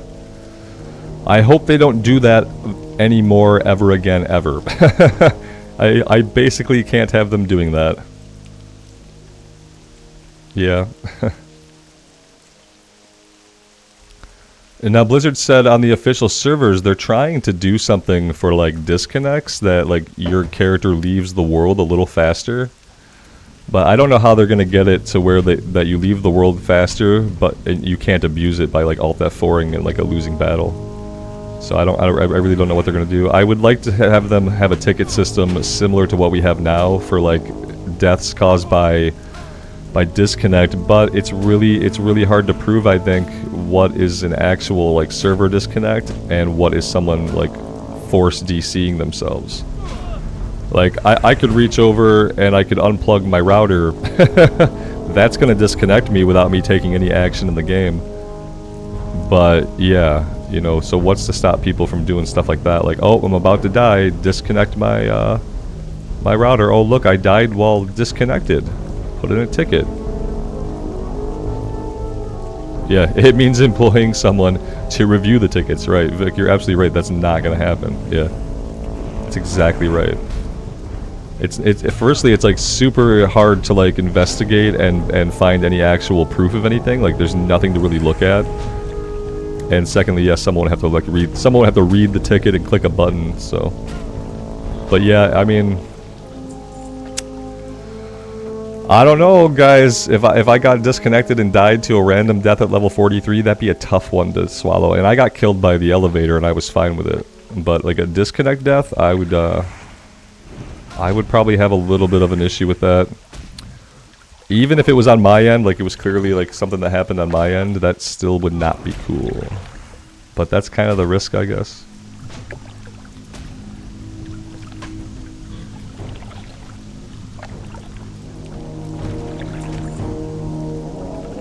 Hey, look at that. I guess that's like the silver lining after almost getting killed to a disconnect is we got a pair of plate gloves. That's pretty nice. I don't know what we're wearing currently though. Oh, we're wearing leather. Yeah, I think that's a no-brainer. Pretty cool. Pretty cool. Oh yeah, look at that. Actual plate.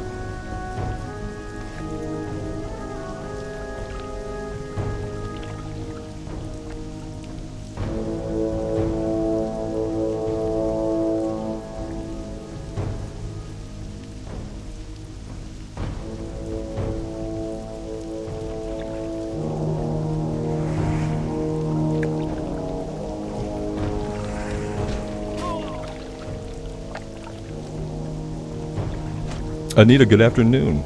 Welcome to the stream. JC, when do I have to leave for camping? We probably want to leave sometime soon. Yeah. Yep, we are probably going to get on the road within the next hour or so. It kind of gets to that point where, like, you know, we could wait, we could keep putting it off, but it's a 3-hour drive, which isn't like a super long drive. I'm just keen to get there, and like it's a kind of a family thing with family that like I don't know. So it's gonna be like potentially on top of all the other things that are gonna be going on, like bugs and heat and poor sanitation conditions. I'm gonna have to be interacting with people who I don't know. And we all know how much I love interacting with lots of people that I don't know in physical person. Yeah, having to answer questions like, what is it you do for a living?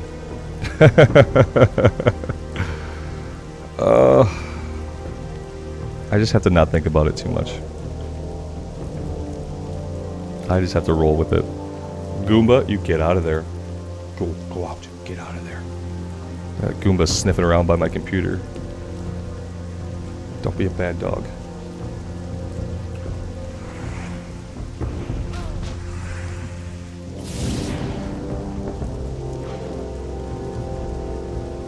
He did not want to come up into my lap, which means he is getting into trouble. I reached out my hand and he looked at me and ran away.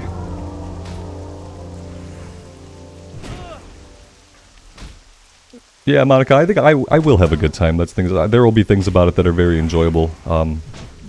It's just that, like, what my brain does is it processes like all the shit that it knows it's gonna not like, and it kind of, if I think about the event at all too much, it puts all that stuff right up front.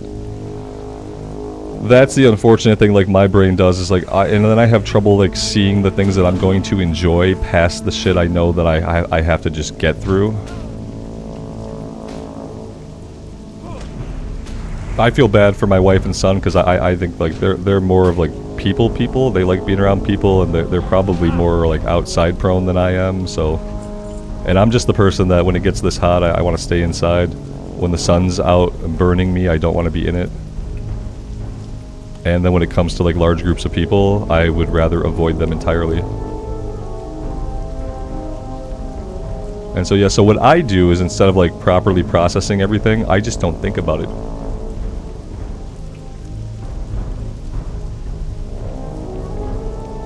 JC, thank you. Thank you for being here. Have a good rest of your day.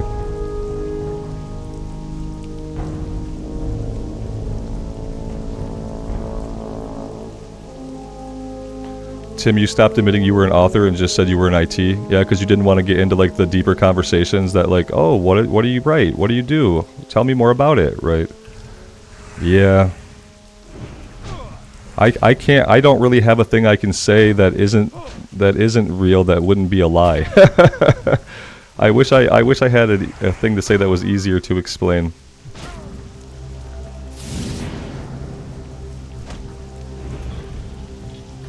Yeah, it was easier when I could say like, oh yeah, I work in training development. You know, boom, done.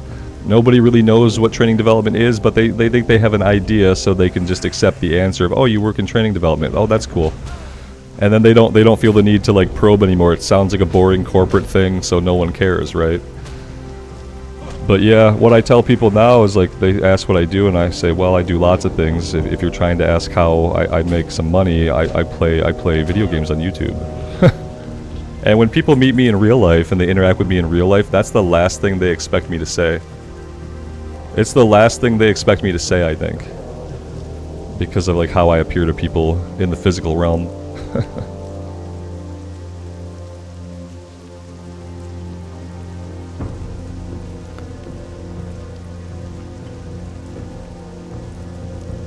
Oh, God. Have I heard of you? No, not J.K. Rowling, are you? And I have a great idea. You've heard that one? I have a great idea. You write it, we can split the money. It's like, okay. Do you know how writing works? Oh. Yeah, I think that, like, what I say will just kind of, like, baffles people. Especially, you know, like, especially people who, these people are not going to be people who are, like, super familiar with video games. To the people I'll be interacting with, video games are a thing for their kids to play, essentially, even though I am the same age as these people for the most part. It's gonna be a fun time.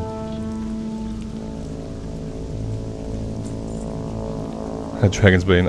I'm an inventory control associate. Oh, you do shipping and receiving. Yeah. It's always fun to try to tell people what you do for a living. That's why I hate that fucking question. I wish people would say, what do you do in life that you love? If we were really interested in like learning a lot about somebody, and if we weren't so programmed just to find comparisons to other people, we would ask them, what do you do in life that you love? And then I would say the same thing. I would say I play video games on YouTube. But people would accept that more than when they ask me what I do for a living, and that's really the only way I can answer the question they're trying to ask, because they're trying to ask me how I make money when they ask what I do for a living, obviously. But yeah, I wish people would just ask, what do you do that you love? And then like the answer would be a lot easier. It would make more sense in that context. Sinner, what a giga Chad you are. I don't really know. I don't think so, but I guess I'll let you be the judge of that. What are my thoughts on Blizzard allowing trading on official hardcore servers? James, I love it. Yeah, I like it. I know it's not like popular among everybody to feel that way, but I think like using the auction house, being able to group up with other people to do elite quests, being able to trade stuff, having a thriving economy where people can actually do professions, I think it's going to be awesome.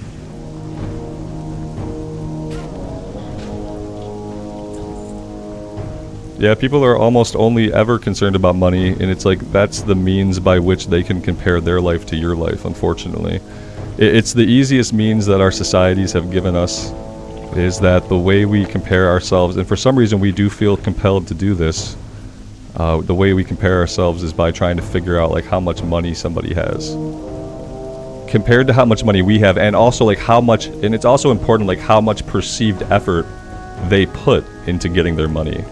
That's important too, for people's like comparison. Because a lot of times people will be fine if they make less money than you, but they want to feel like they work harder as well. Like they want to not only feel like it's a money thing, but it's also like an effort thing, you know.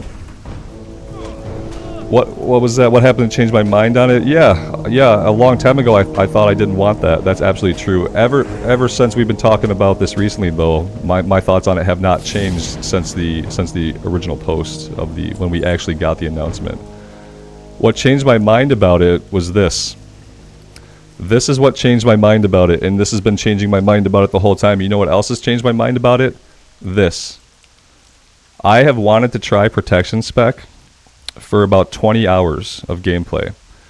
And because I haven't done a quest with a green weapon drop, and because I haven't got a random weapon drop, I have 56 fucking gold that I can't take to the auction house to play the game the way I want to play it. So, the last like 20 or 30 hours of gameplay have definitely changed my mind on the auction house. And I feel like, I feel like the functioning economy is like some people want to engage with that. It's a part of the game. So yeah, a long time ago I probably did feel differently. But then I had what's called real life experiences.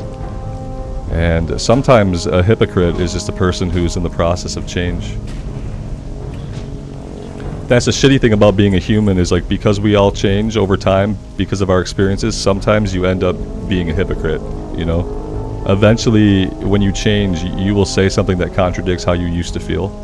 It's inevitable. All I can do is be honest about how I feel when I'm feeling that way, and if it changes, yeah, it's going to sometimes. Yeah, Blood Moon, I totally agree. Bobby, good afternoon. Thanks for being here. No, it's okay to ask for justification. I mean, it's okay to ask. When you see somebody who's changed their mind, it's definitely okay to ask them why.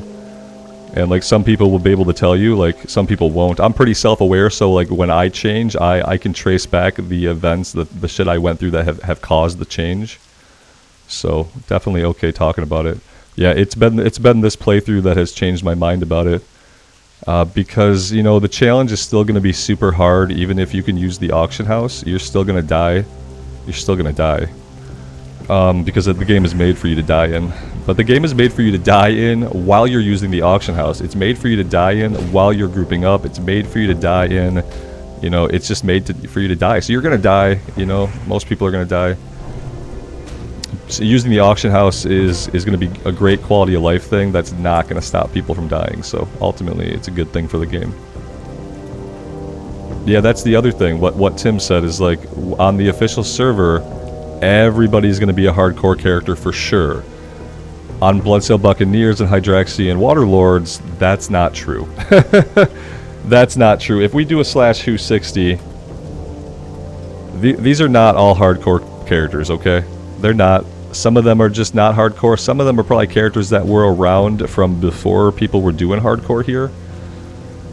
So yeah, you have a lot of people in this environment who can feed the economy who are not hardcore players, and that's the problem currently. But that's not going to be a problem on the Blizzard server, so it's going to be fine.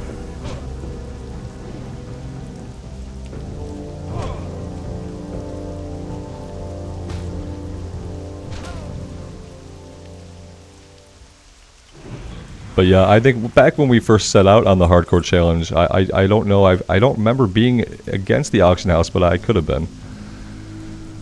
I kind of was one of the people who kind of liked the solo self-found aspect of it for the longest time. And then just eventually on this playthrough I've realized, you know, how good it's going to be to have the auction house.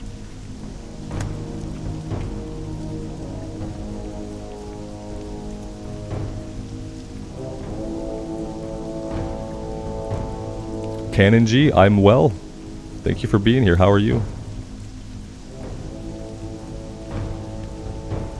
Yeah, I think like there are some other changes they made, but we're not. Yeah, there won't be like any restrictions on. There don't seem to be any restrictions on grouping up at any time. There's no. They're not going to restrict trading. They've already said they're not going to restrict trading, and they're not deactivating the auction house. And basically what they said is, like, if people want to pursue those other challenges, like if you want to still do the solo self-found, if you want to still do, you know, no grouping, you can run with the add-ons still, and you can track your progress that way. But for everybody else, it's just going to be basically don't die.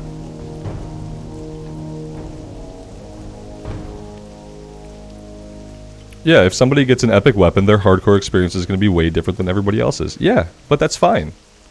Why the hell should my experience have to be just like everybody else's? Why can't I go buy that epic weapon and have a different experience? I'm a hardcore character. The person who put it up on the auction house is a hardcore character. I feel like it's obviously fine. It's going to be a different experience. Absolutely. Just like right now, like if I find an epic weapon on the ground, suddenly my experience is going to be way different.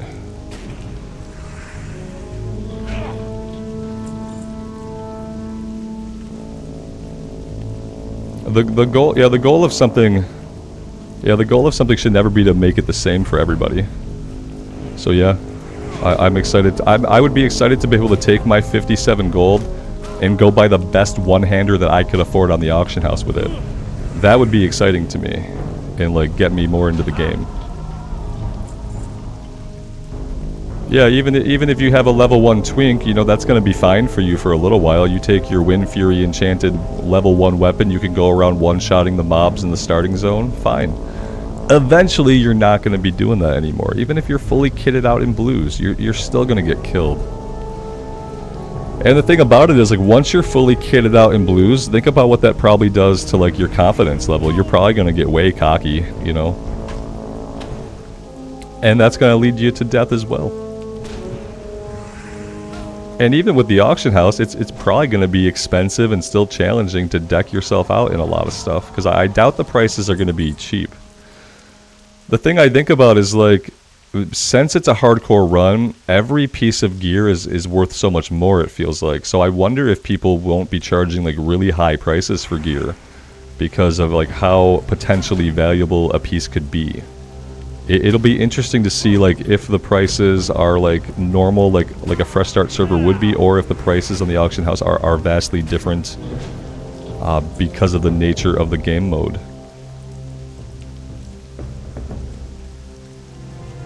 Yeah, exactly. Most deaths in hardcore are simple mistakes. They have nothing to do with gear. Exactly. They have nothing to do with gear. I've never died because my gear sucked.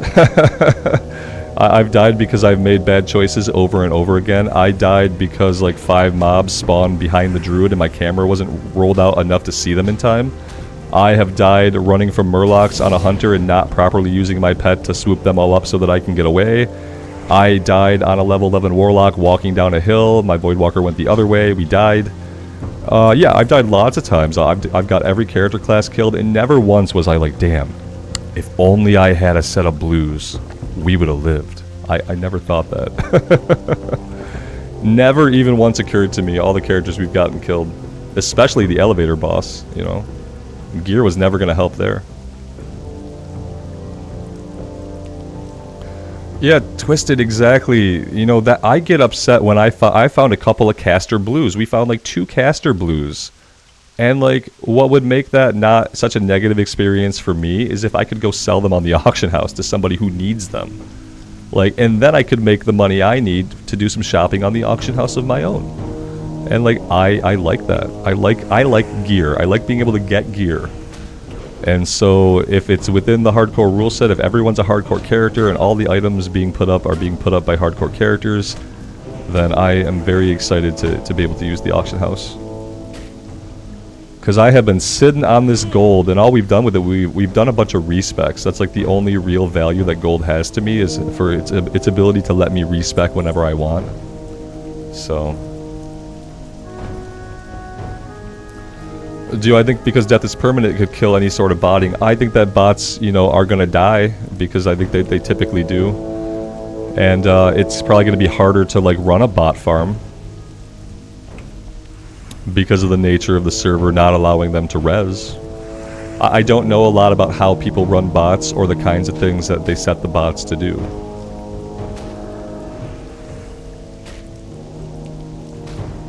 There will be a lot more grouping for Quest, yeah, absolutely. Yep, and that's going to make parts of the game a lot easier. Mm-hmm. It's so hard already to live.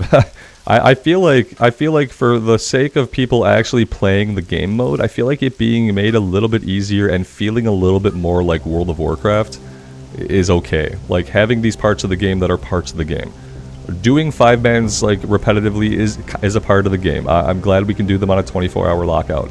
You know, using the auction house, player trading, grouping up with the people you see working on the same stuff as you, that's World of Warcraft. So the game is going to get to feel like more like World of Warcraft, and it's still going to have the hardcore challenge in it. And to me, that's, like, definitely a positive thing.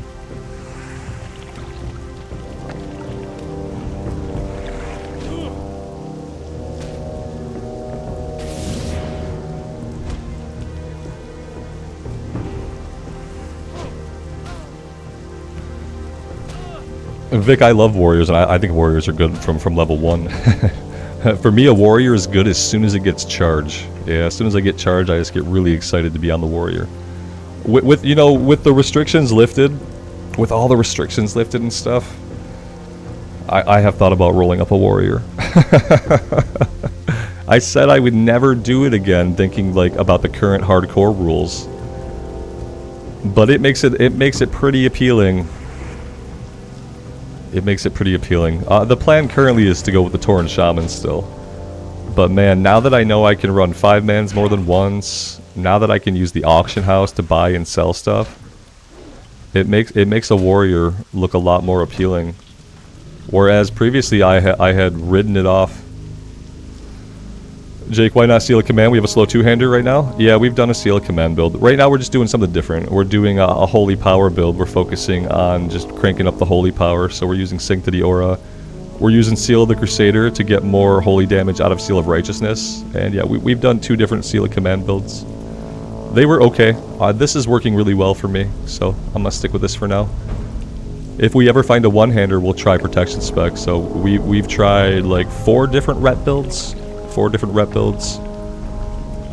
And yeah, ultimately for me, I've never been a person who's like super interested in what the meta is or what the right way to spec is. I kind of like look at the abilities and I read the talents, and then I try something that I think I'll like. So we did a couple of Seal of Command builds. I didn't really care for them, but I'm really digging this build with Sanctity Aura.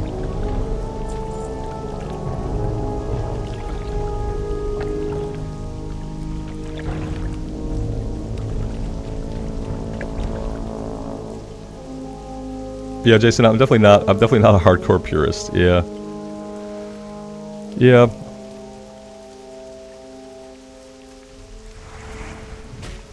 Yeah, exactly, Vic. That's kind of why, like, for me, warriors were on a no-fly list for hardcore. I had just put them on the list of character classes that I was never going to try again.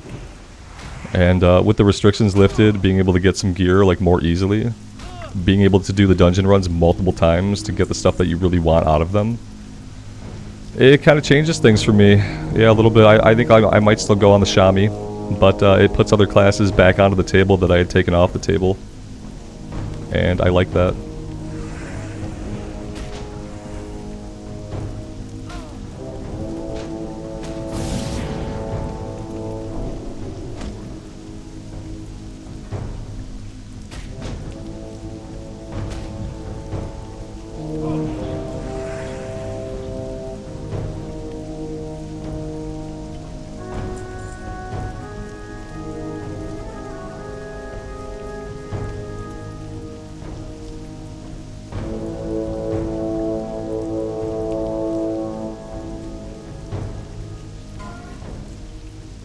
Jerry, I think you already hit me up today though. We've been talking about the rule set for a while. Yeah, but overall I dig all the things they're doing. I'm not playing on the PTR, so I don't have hype for the PTR, but I do have hype for when the servers actually go live, because I like all the stuff they're doing. Yep, I'm a big fan of everything that they've talked about so far. That's like the TLDR. Yeah, you got me earlier, I think. But yeah, TLDR, I like it all.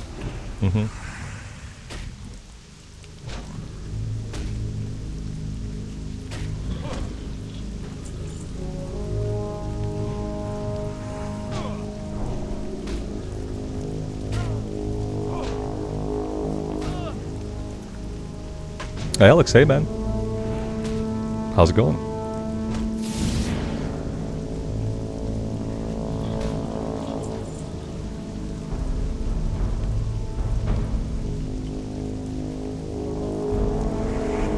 Yeah, I decided to do a morning stream. Yeah, I'm gonna have to be going in a little while. We're gonna be taking off in the afternoon here, and that let me get on this morning and do some stuff. We completed a quest here. We completed this quest actually, and we got a pair of plate gloves, which were better than the leather gloves we had been wearing up until that point. So we also had an incident where I lost connection for a second, and we DC'd in the middle of combat. Thankfully, it was one of these guys, and when we came back in, he was dead. But yeah, it was a pretty scary moment for me.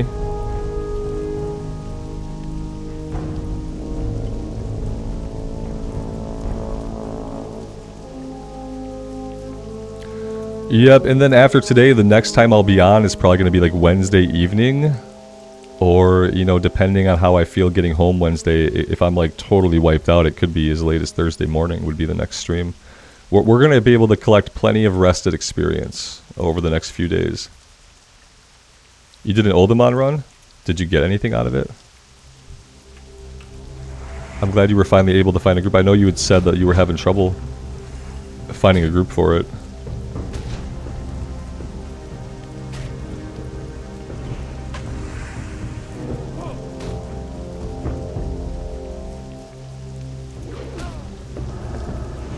Uldamon would probably be like the highest level dungeon that I was super comfortable with. After Uldamon, like after Uldamon's like Sunken Temple, I am not comfortable with Sunken Temple at all. Hey, it's better than what you had on, right? It'll be much cooler when you can run stuff more than once, right? Like if you got those legs and you're like, well, tomorrow I can do it again if I want. It's going to be a lot better. Like the dungeoning environment's going to be a lot better once you can run them multiple times. Iridium Charm of the Whale. What are we currently rocking? Stamina Spirit. Stamina Spirit. Okay, so I'm just going to keep the one I have on. I don't really know if I care about the Spirit that much.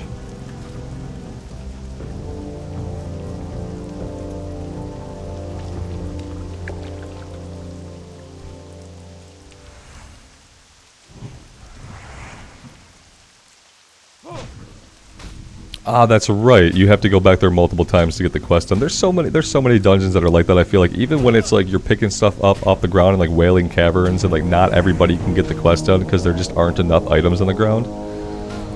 Stuff like that sucks. You know, doing it once and then never being able to go back, it can be so hard to get that stuff done.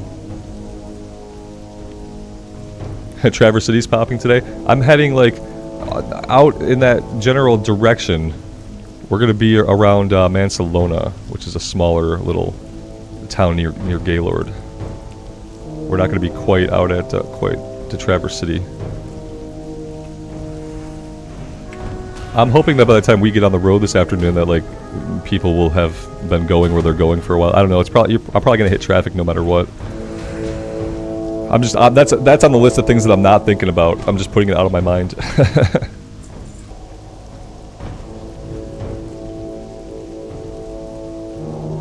World first on a raid in Classic Hardcore, that ain't gonna be me. I don't get hyped for stuff like that anymore. Yeah, that'll never be me. I'll never be the guy who gets to max level first. I won't be the guy who does it first, because I just don't have any like intrinsic motivation within myself to play like that. And I get that people who do, they love it, but for me, like playing like that is a form of like self-punishment. Because it requires just, you know, all of your time, every moment of your time. It requires too much. It would be cool, you know. I hope that the first my goal is that whatever the first character is that we make, that it doesn't die. I want to do one character all the way to 60, and I want to do it one time. That's kind of my goal for the hardcore fresh start, is that we don't have to get every character class killed like we did on Bloodsail Buccaneers, you know. So if I can do that, if I can get my first character to 60, that'll be my challenge. Get the first character I make to 60.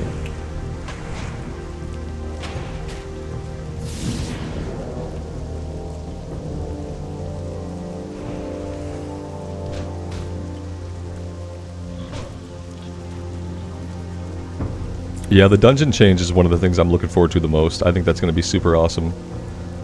After going so long on this character, and like when you can't get any gear, it's like that's one of the extrinsic motivators that the game uses to push you on. It's like you're excited to get more gear, right? You want to get a better weapon. You want to get all your plate, and that is like a motivator. You know, it urges you to play. You log in excited to do a run, hopeful for the items that you'll get. And when you take that completely out of the game, it does lose one of the motivating factors that can push a player through content. Is that like we're not getting any gear, and it feels bad.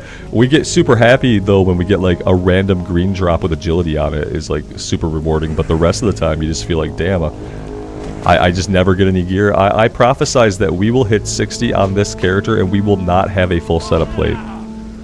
The only way we get a full set of plate is like if quests just start cranking out plate gear like all the time pretty soon. That's the only way we end with a full set of plate.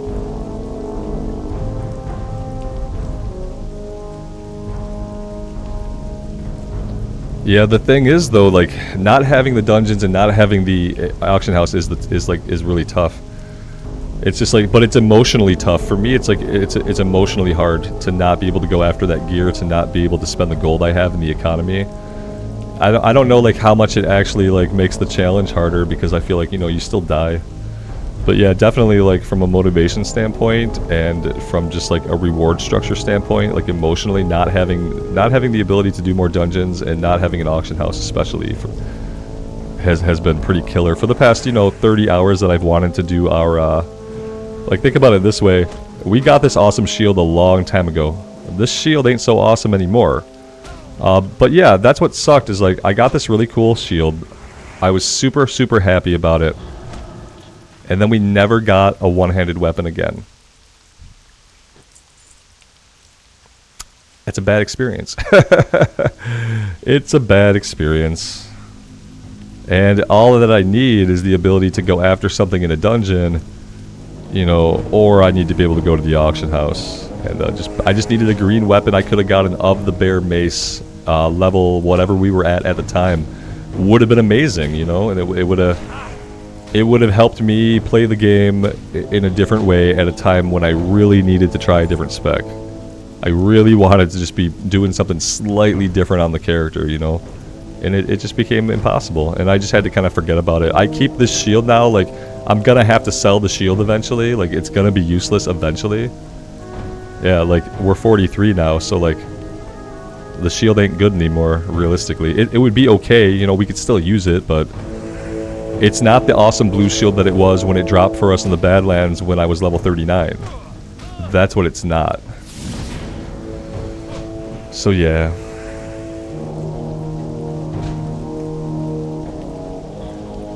Yeah, Prot's gonna have a slower kill rate and more survivability. I like the survivability. For me, it was literally about just maybe doing something slightly different for a little while, just to kind of break up the monotony.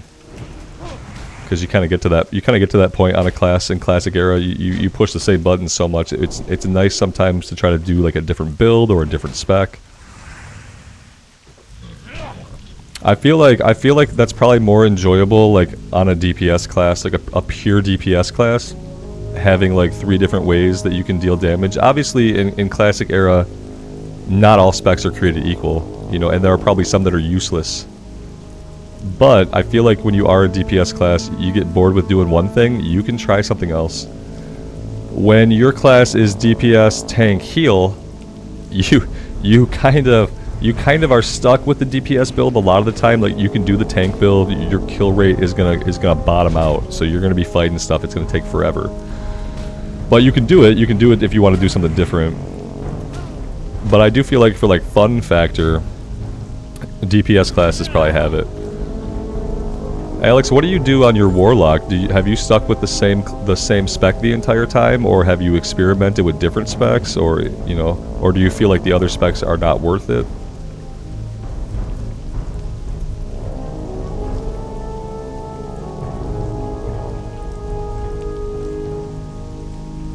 It's like if we go on the Shaman, then we're gonna go Enhancement, which is a lot of fun.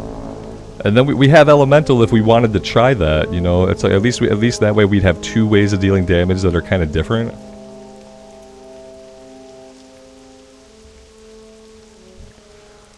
But if we were on, you know, a Hunter, we'd have lots of different things we could do. If we were on like a Rogue, we'd have lots of different things. I feel like Mage, you kind of have to just be a Frost Mage. And maybe that's true of the other classes as well. Maybe you do have to just like do the leveling spec, right?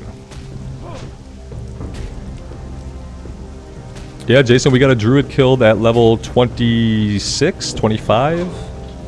Yep, we had a druid. He was awesome for a while, and we were fighting 2 guys up a hill. A bunch of guys respawned behind me. I didn't see them in time to get away, and we died. We died, and that druid was really powerful. You know, being able to cast the renews on yourself, regrowth, and rejuve, and then pop into bear form was extremely powerful. And I kind of felt like, how would this character ever die? And then we died.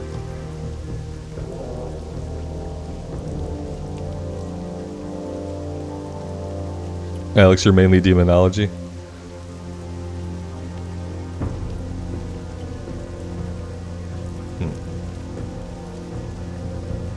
Jason, you died to belly grub? Yeah, belly grub. Not a joke. I think I almost died to belly grub on this character, but I think somebody was nearby and helped me beat him down. Otherwise, that might have been an L. Alright guys, I do have to wrap things up here. We have to get on the road soon, I think. The bags are looking kind of full. I am going to hearth back to Booty Bay, and I am going to end things here for today. The next time I will be on will probably be Wednesday evening. I will have a couple of videos coming out while I'm away, so there will be some immersive stuff coming up on the channel. If you're into that stuff, look out for those videos coming tomorrow and Tuesday. And hopefully everything goes fine, and I will be back with some energy to stream on Wednesday night. Thank you guys very much for being here and for all the support. I really do appreciate it. I hope you guys have a good time out there in the world, and I hope to see you all back here again on Wednesday. Take care of yourselves, take care of each other, and we'll see you then. Bye for now.